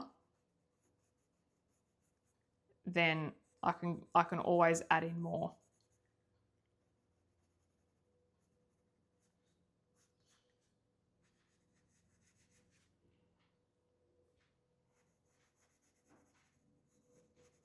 And this does affect the overall tone, which I want it to.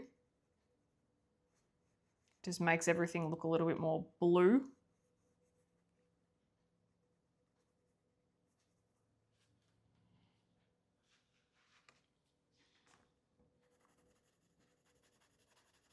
If you would like to keep a very yellow green, then by all means do. I just really like the way all of these work together.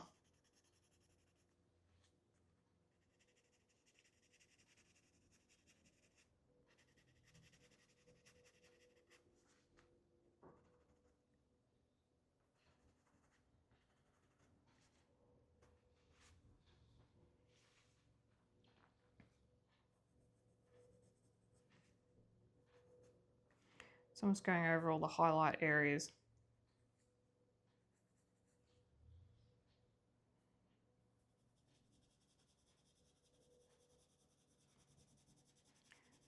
It's covering over all of this because I'm blending it with what's already there.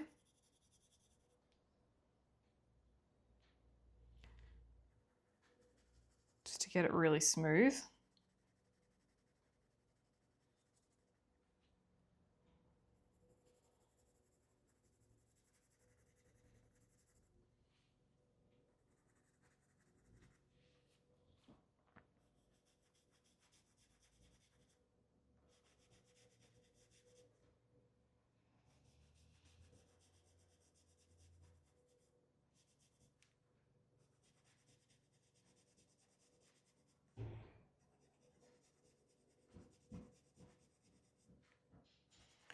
So yeah, even though we're applying this very blue-green, see how we've still got the tone of the alcohol marker coming through. So like I've been saying throughout this video, don't be afraid to layer. You might think that you're just covering up what you've already done, but you're not. It's all working together. Well, that's how I see it anyway.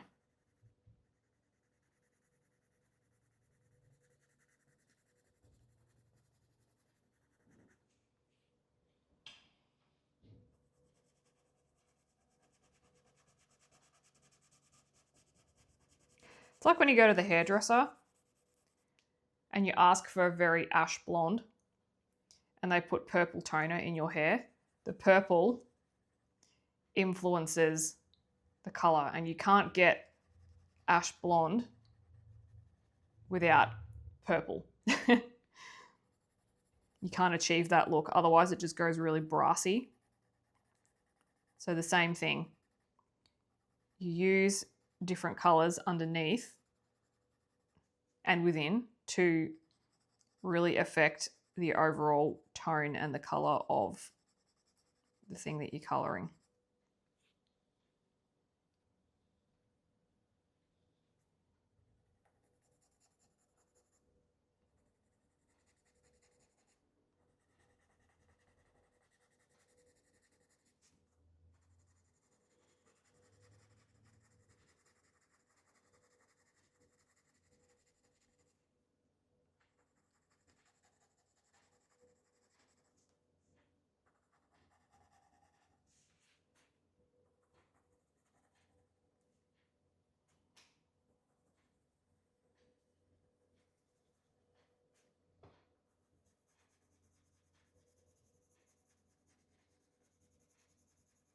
Going back over a few areas that I feel need it.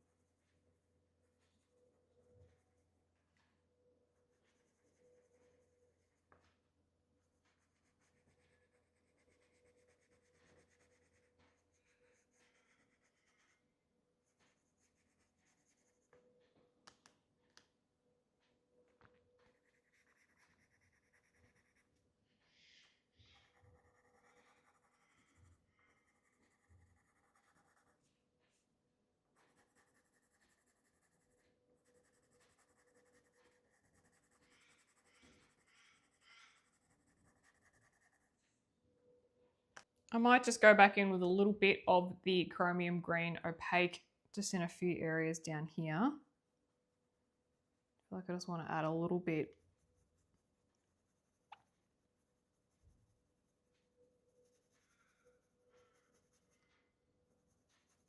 of colour into some areas. I just like to sit here and adjust. I try not to do it too much when I'm filming because otherwise we will be here for like days.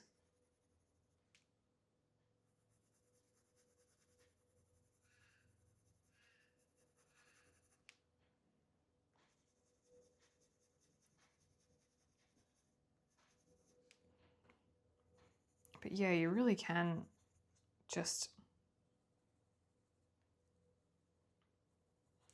layer upon layer upon layer, really.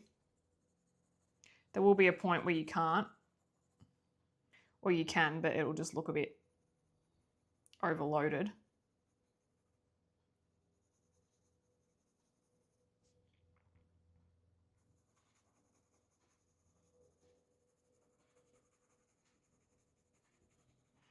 And two, because we've placed that really light waxy colour, it's going to make this green that I have look more vibrant too.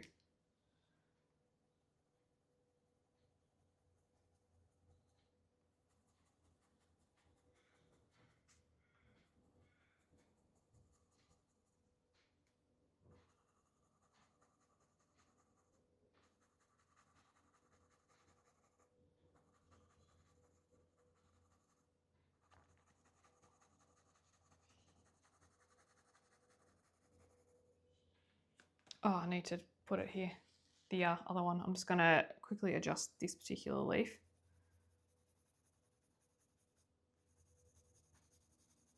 Let's get a bit of colour back in that. Okay, let's go back in with the Arrtx 7145 in the Do Not Drawing, and I'll just fix up these little bits that I missed. I missed some highlights too.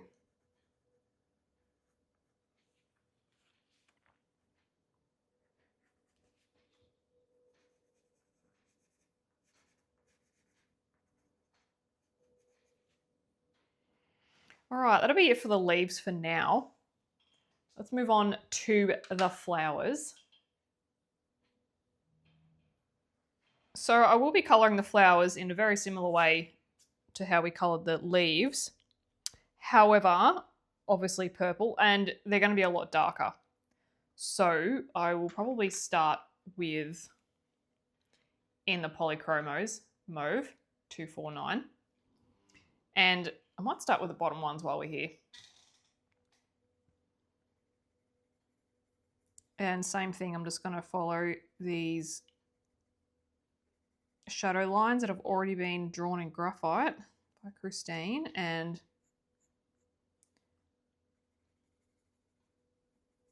I'll just follow them around.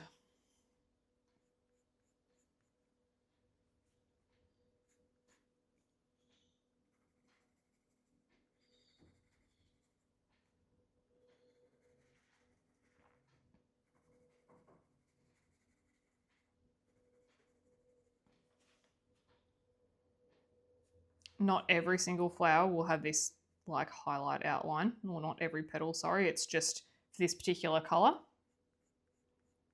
Do it that way. I plan on adding some magentas as well, so that it has a very similar effect to the background. I think I want to match those up a bit if I can. And then of course, once the flowers are done, I might need to go back and adjust some things across the board. We'll see how we go.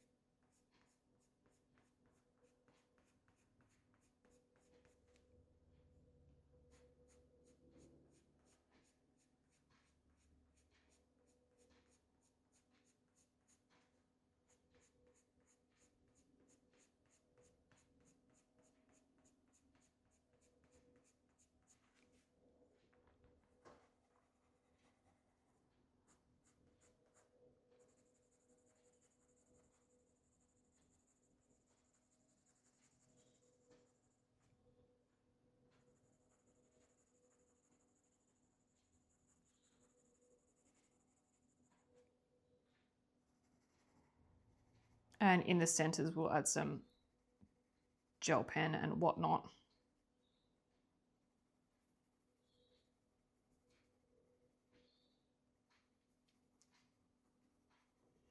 Add some gold. If you're with me in part one, that's why I've done her eyes yellow as well, because I kind of want to mimic how violet flowers are too. So it's like she is a flower also.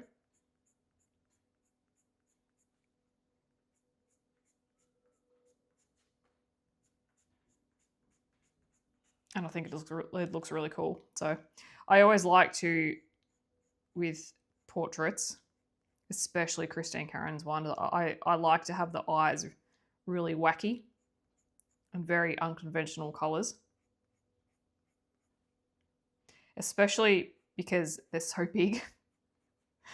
You may have noticed, or not, probably would have, that yeah, a lot of Christine Karron's work, they've all got big eyes. They got lots to say. So I just like to accentuate that.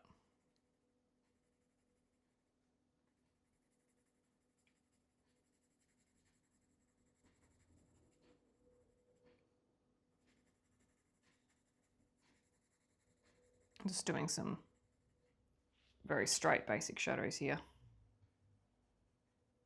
considering that it's smaller.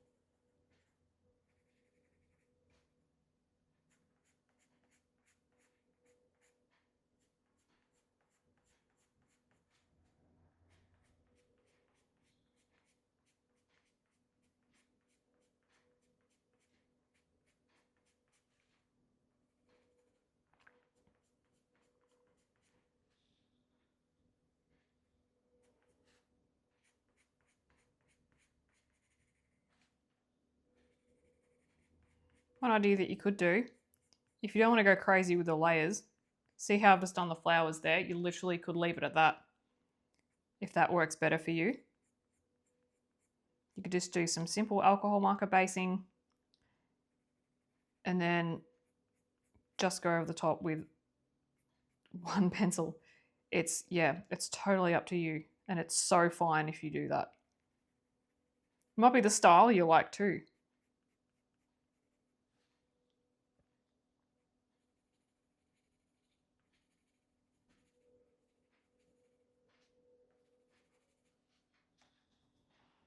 Oh, Mr. Petal over here. At a corner of my eye, I was like, I swear something's not looking done, but I don't know what it is.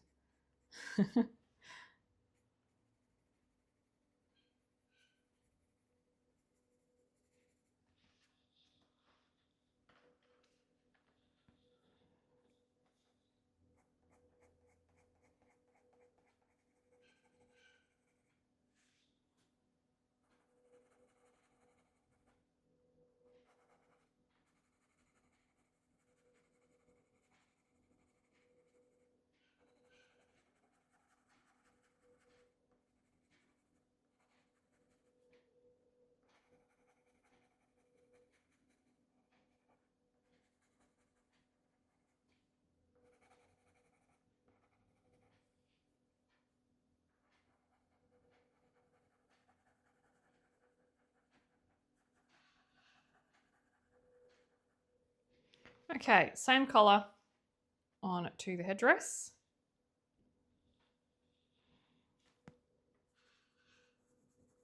And same thing, bring out some shadows.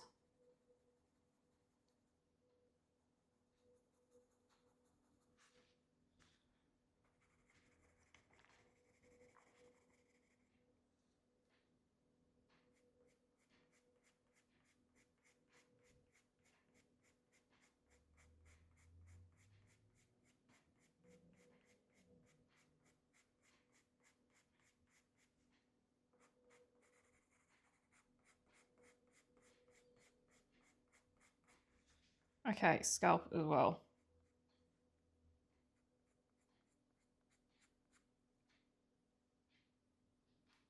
Get rid of all that line. And I'm not doing a solid line, I'm flicking from it so that it looks like it's just like not sewn in, but organically a part of her head, her scalp. It doesn't look like she's wearing a hat. It's like she actually has flowers growing out of her head, which she does.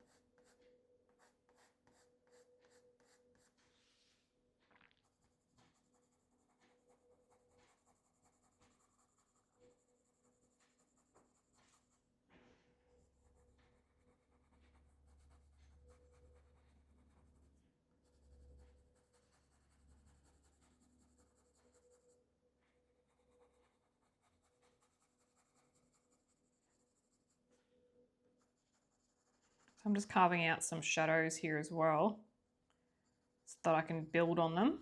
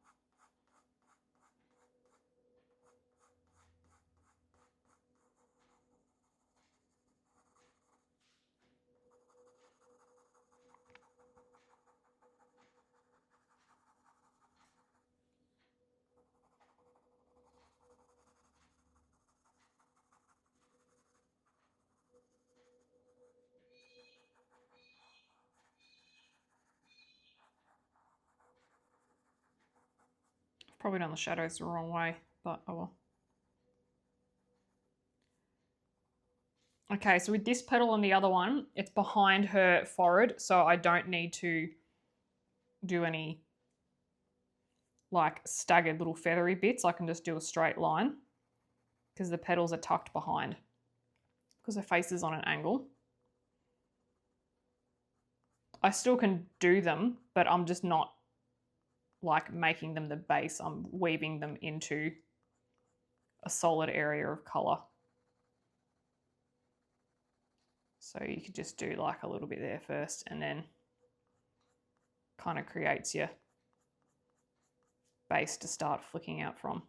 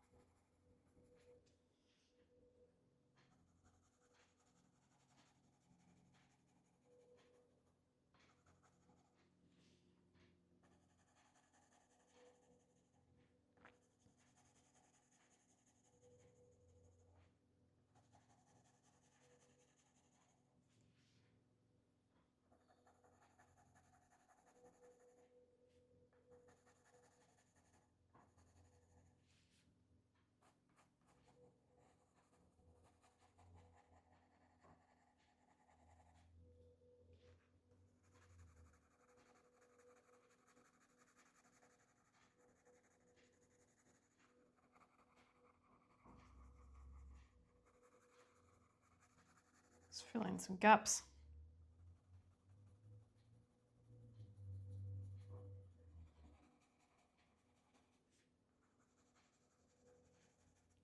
Okay, that's that color.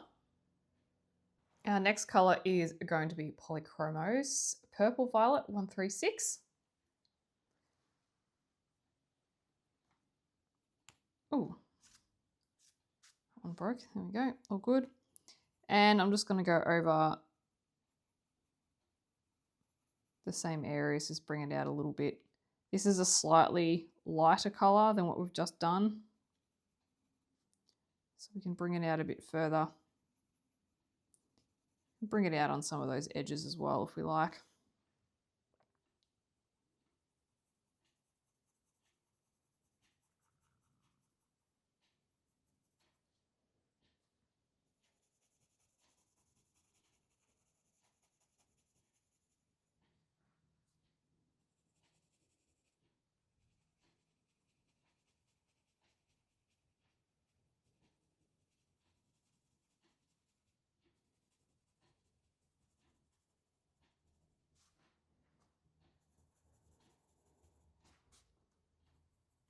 Some of the shadow areas where we've got petals underneath. Around the corners, edges, sorry, I should say.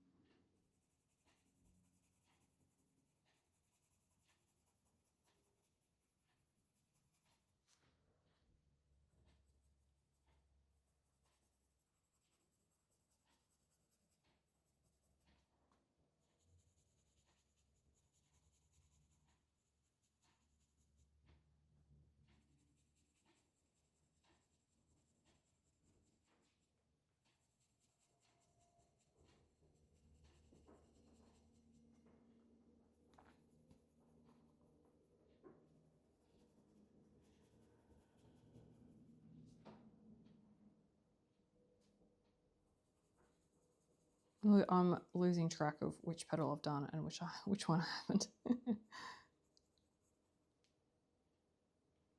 Let's just start from the right and make our way to the left, if in doubt.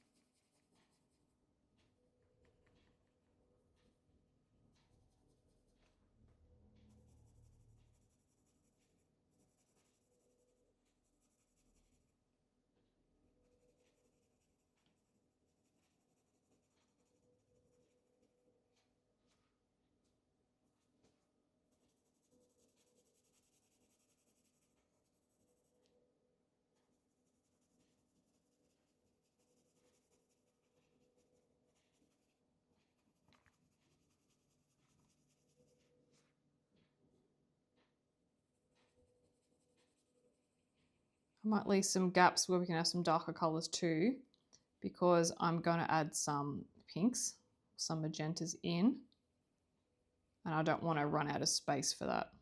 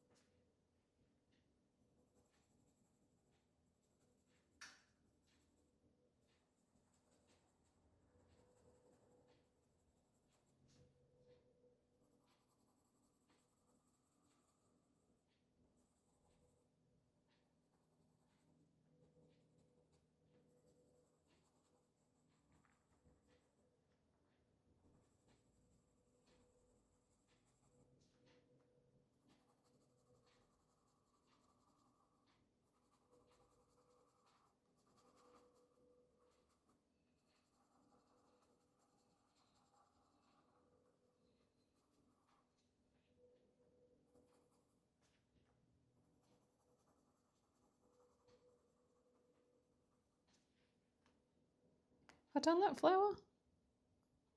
Yes, I think I have. Yep.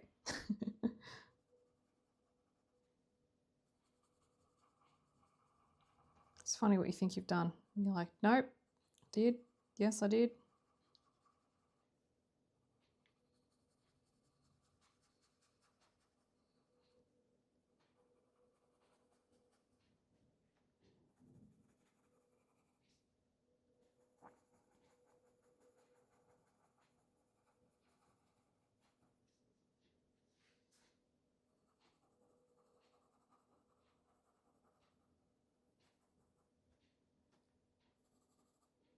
Just want to add a bit more over here, I reckon. All right, moving to the top flowers.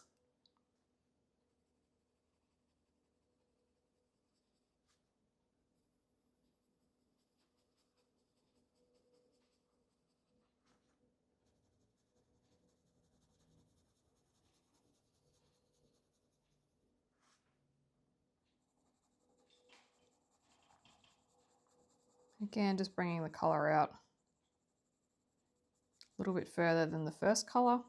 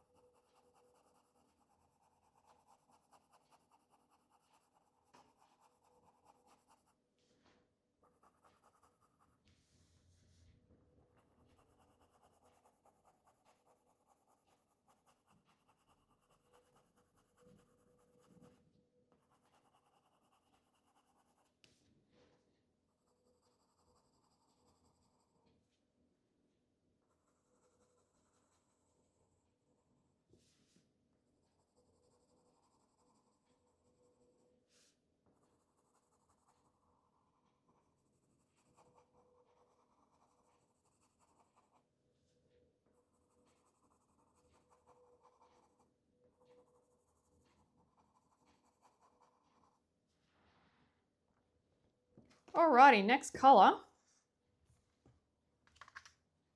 is going to be in the Polychromos again, Magenta 133. So yeah, moving on to magenta colors.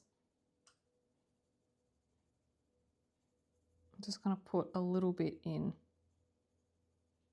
here and there. It's just a bit different.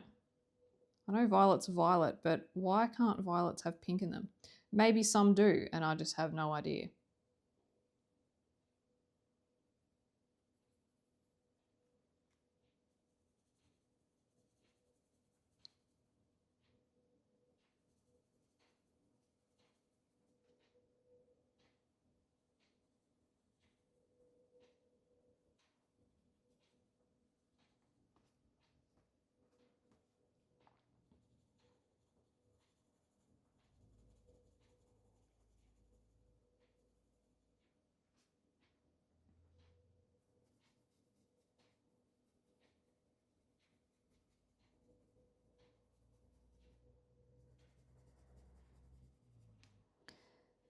It doesn't need to be on every single spot, every single shadow, every single petal. I'm really just going to place it organically.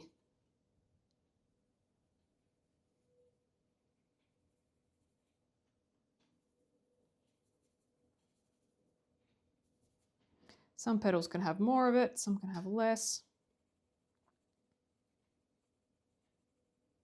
Just going to play around with it.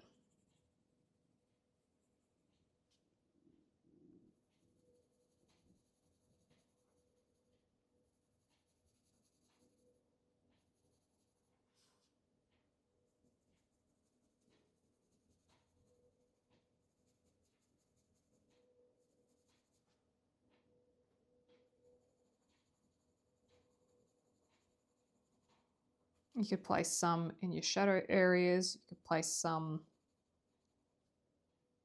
maybe if you want to play around the edges here, the middle.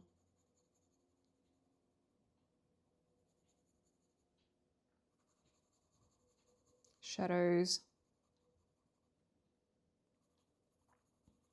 corners.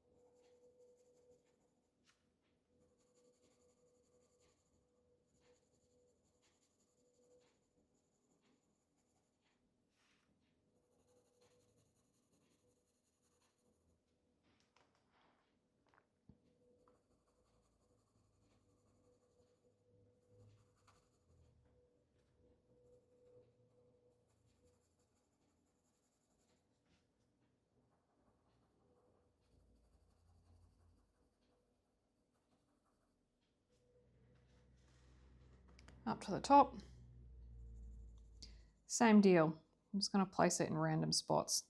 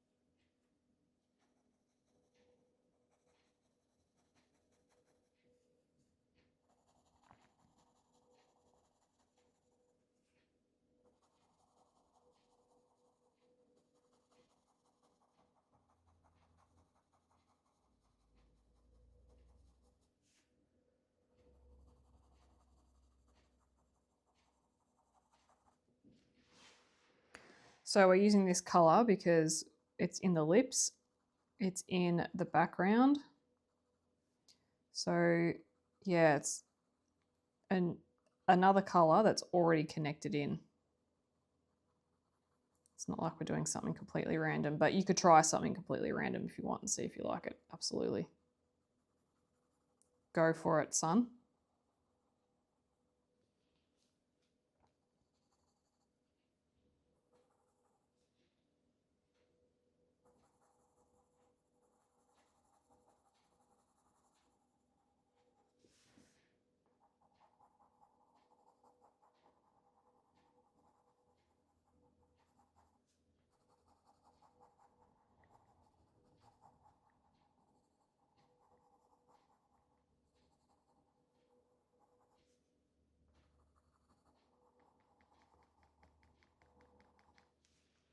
All right, let's move on to some wax pencils. Let's try a bit of dark purple 931 in the Prismacolor.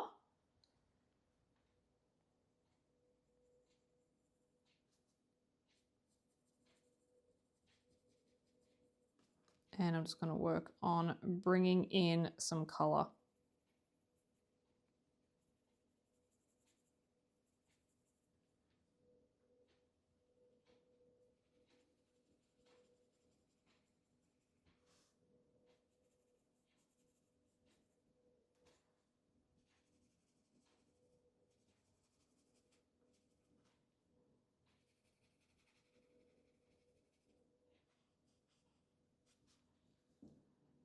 More color on top of what we've already got.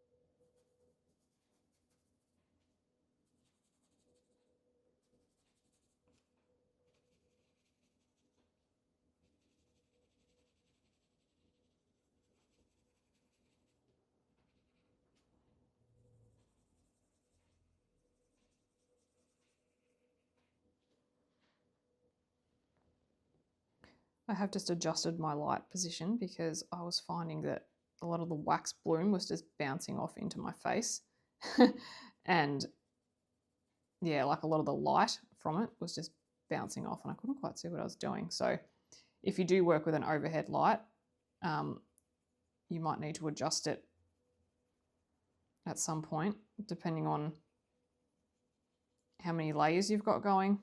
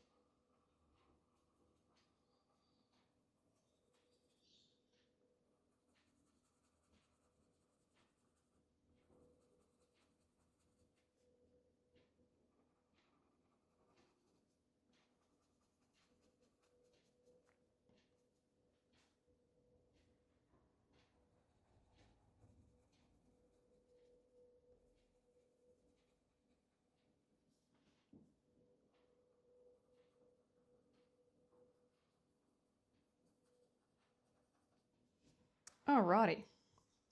Top half. I'm still feeling like I'm getting this huge reflection. You can see it. See how it's just like shiny? This is because of all the layers we've done. It's, yeah, like I was saying before, it's just happens.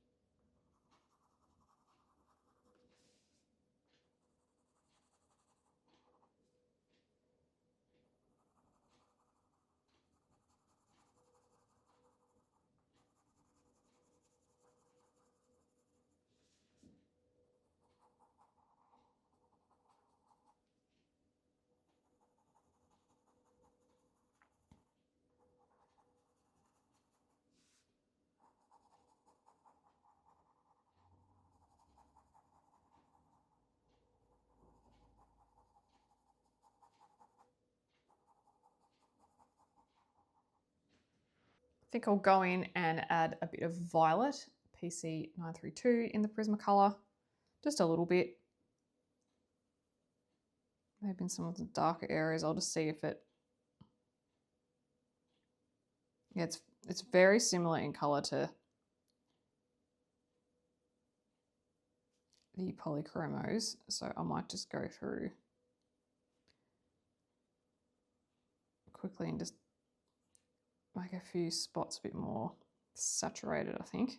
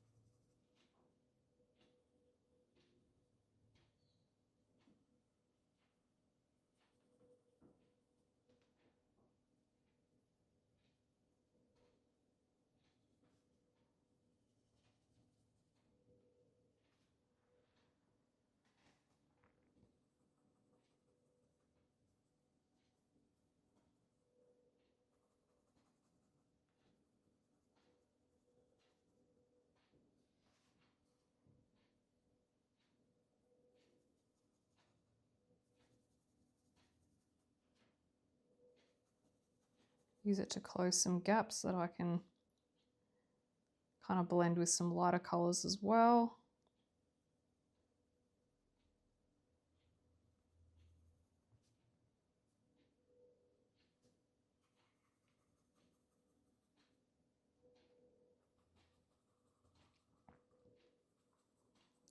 I feel like this pencil is not really gripping anything.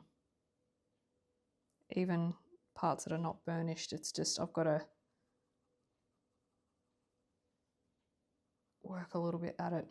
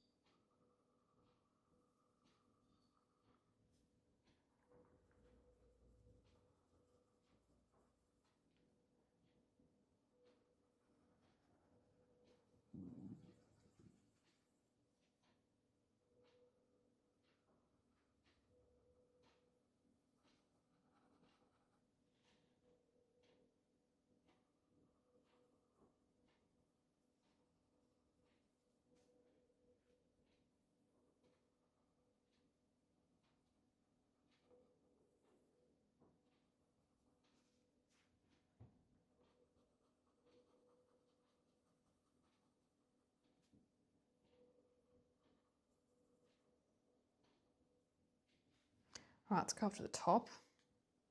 Same thing. Just going to bring this color out a fraction.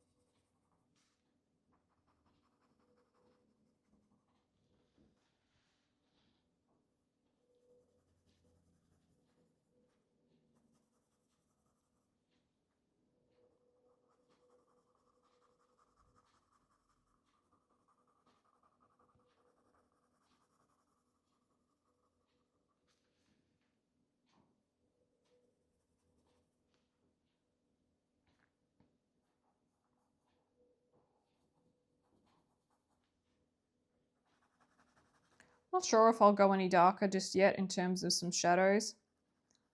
I'll add some of those amethysts and the orchid colors back and I'll see what we get. Maybe even add a bit more magenta in. See how we go saturation wise.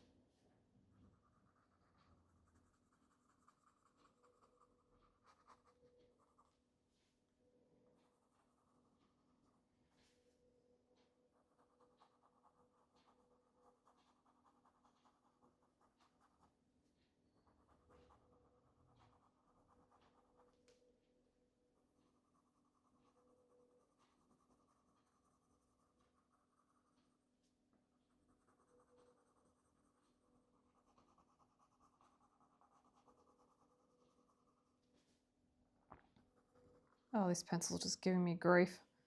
Sometimes with the Prismacolor ones, you just get these moments where they just don't do what I want them to do. They don't feel right. And I don't know why.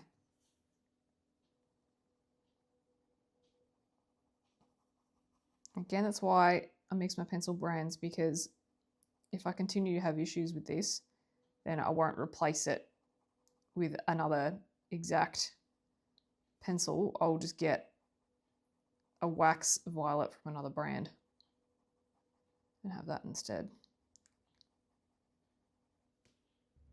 All right, let's go back to Amethyst, which is PC1104 in Prismacolor.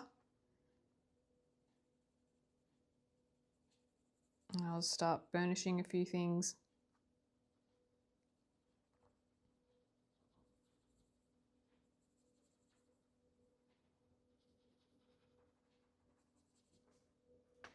I'm just weighing up whether I finish off with white just for some highlights,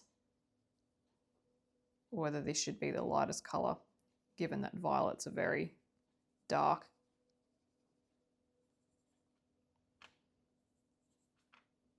Decisions.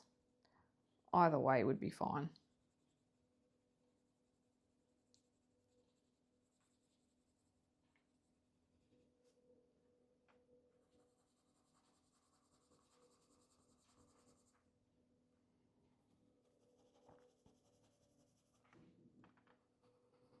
We can just do some white on some bigger petals.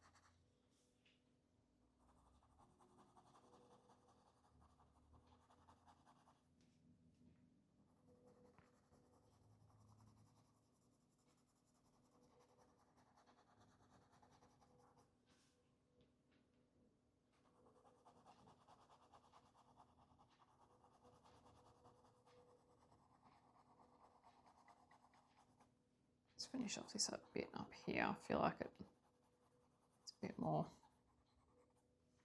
Yeah, we'll go through with white and just touch up little bits, I think.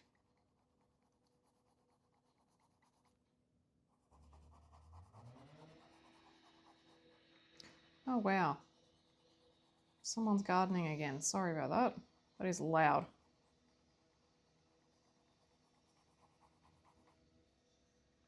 Sounds like they're cutting concrete.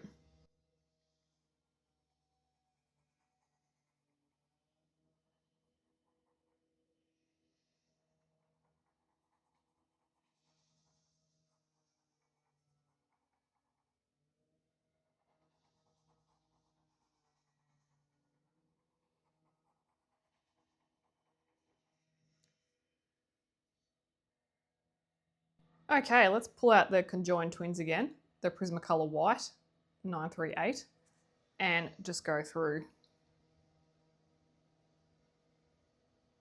Well, I really hope you can't hear it. I think it's a chainsaw. Some council's like chopping down, thinning out some trees that are in the power lines. Oh no! Oh dear.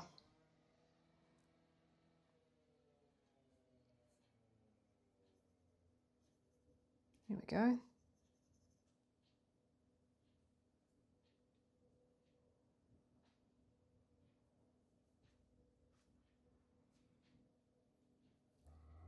Nope, there it is again.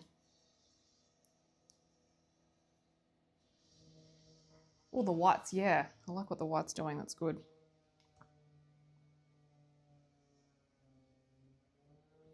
We live in an older suburb, so the houses are quite spread out compared to the newer ones, but still, it's too close for my liking. I would like to live out in the sticks if I could.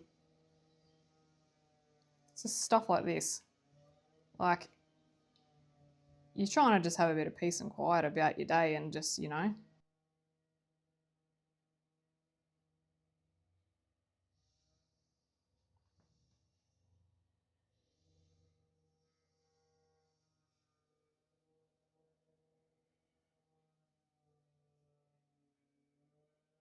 What I'll probably do is I'll just turn it down in post edit so that you don't hear it as much. But just when I'm talking, it might be a bit loud.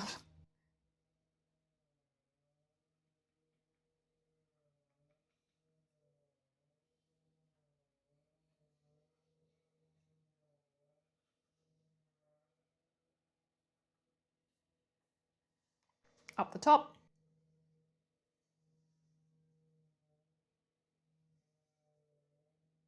I'm just going around the edges and just blending that white in.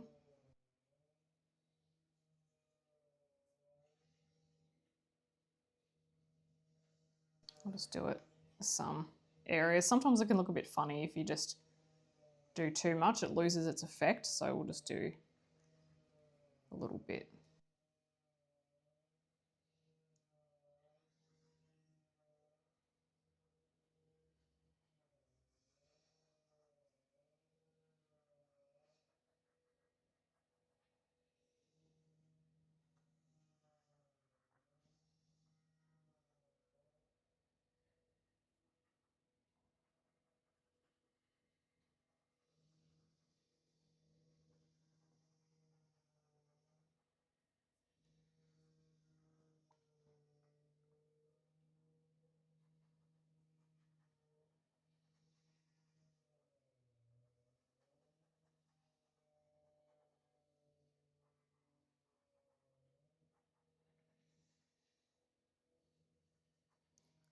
Before we move on to the embellishments, I definitely want to see if we can blacken up some of the hair a bit. So I'm going to use a wax-based black. So we're going to try the ivory black in the Derwent drawing. I've also got the Prismacolor black on hand if I need to. See if I can get a nice tone with it.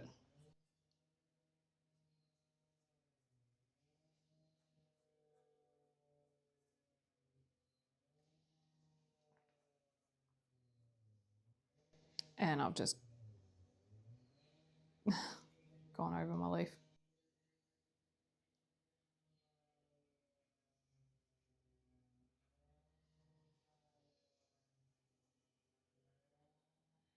Even if we just try and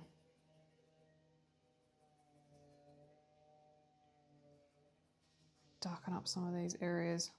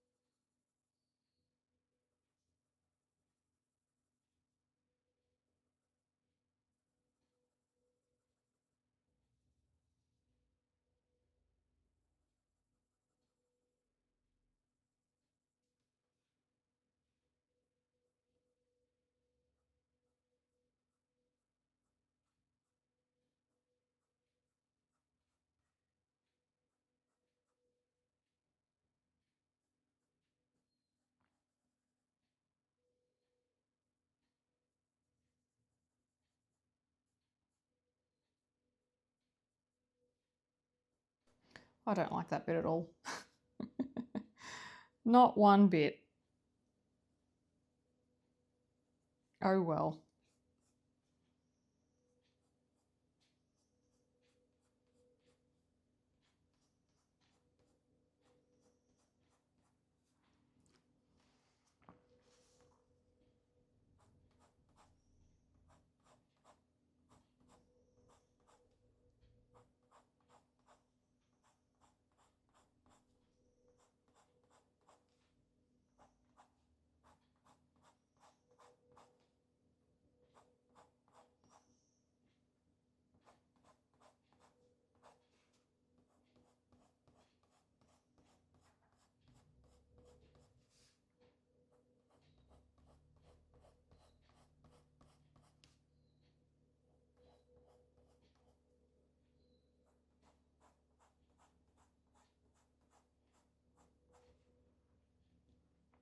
Getting there, just a little bit more.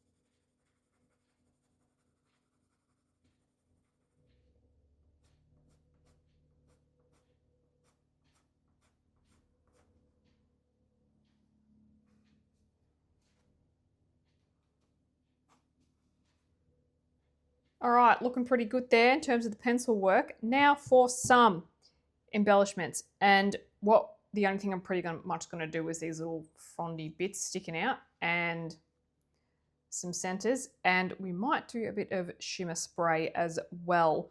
So what I want to do in terms of the embellishments, I want them to be gold. And I want them to match the gold that I've already got in the pigments and her eyes as well. And so to do that, I usually rummage through my supplies, and I've come to the conclusion that I want to use the Pen Touch. This is a Sakura, so the same mob that make Jelly Roll. So this is like a gold paint pen.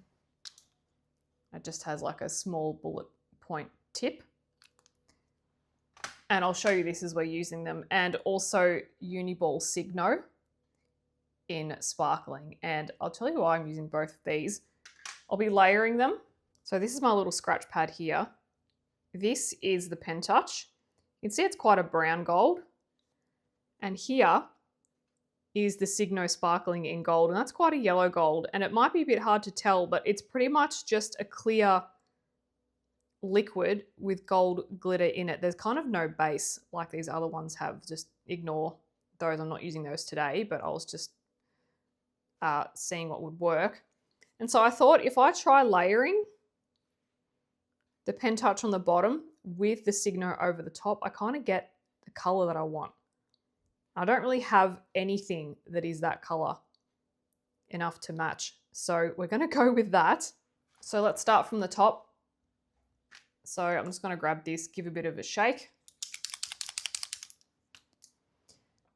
And I'm going to try my best to keep really thin lines. So actually, let's start from this bottom one here. So I might start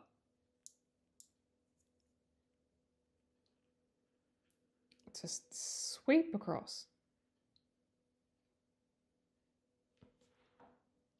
In as neat a fashion as I can make it. And then cover up. I don't have the most steadiest hand in the world, so we'll just see how we go. Sometimes the paint won't grab.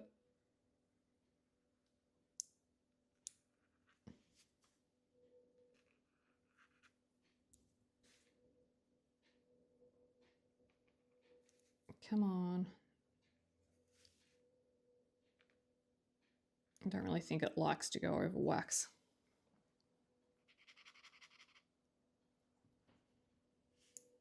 Let's do it from the top here. No, it doesn't like that either. Here we go.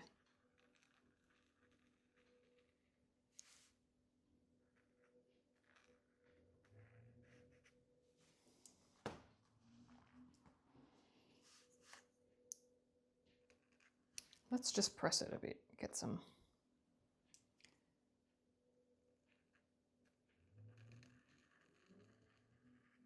I've never had that happen before. Usually it's pretty good.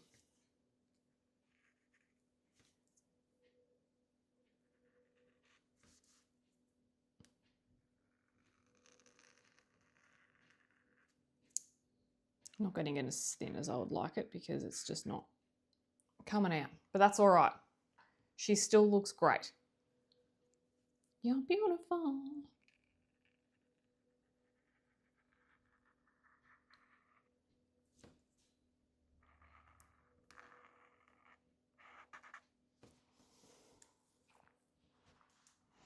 Yeah, they're nice and bright, which is good. They stand out from the purple background. They add a nice touch. And then we'll just go in and add some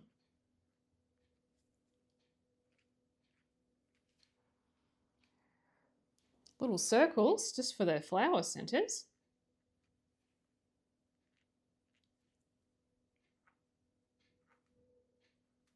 And then what we're going to do is put the glitter over the top. Let's start with the bottom first.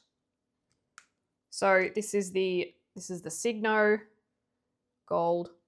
This particular shape is probably only, if you're in Australia, Officeworks. This particular shape is probably an Aussie thing. This shape has been around ever since I was a teenager. I used to spend all my pocket money on gel pens and CDs, which was a clue into how I would spend my adult life, music and art. So yeah, just find any, like if you're in the States, for example, just find any gold that you can. You don't have to do the glitter part if you don't like glitter. I like glitter. So I'm just layering my gel pens really, or my gel and my paint pens. Not something I usually do. I might layer, say like a white with some faux cut glitter on the top, but so see how it just adds like a little bit, just makes it a little bit snazzy. And we like glitter. I mean, you don't have to like it, but I like it, and you watch my channel, so therefore you have no choice but to watch me partake in the glitter. Could just do the tips, yeah. I mean, we could do the whole thing.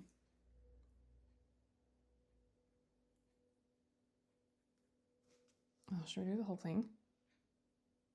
Yeah.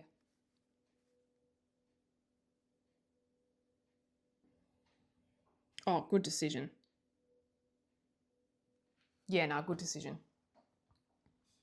Winning. Now I've just got to try and angle this bit. I could turn the page around, but I can't bother.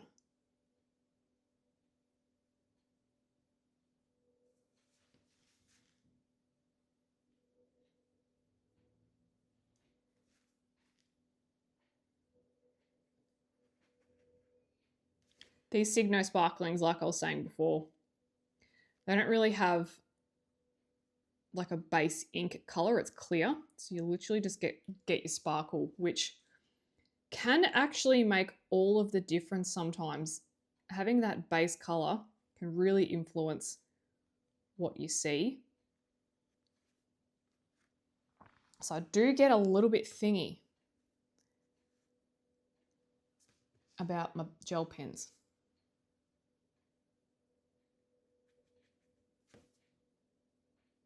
And sometimes if I have an exact shade of gold in mind, I will stop at nothing to make it.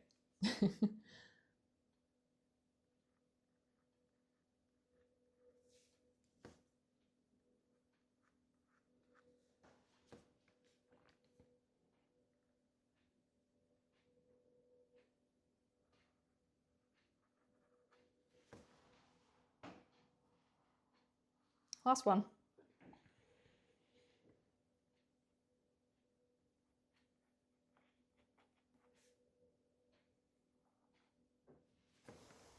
Cool.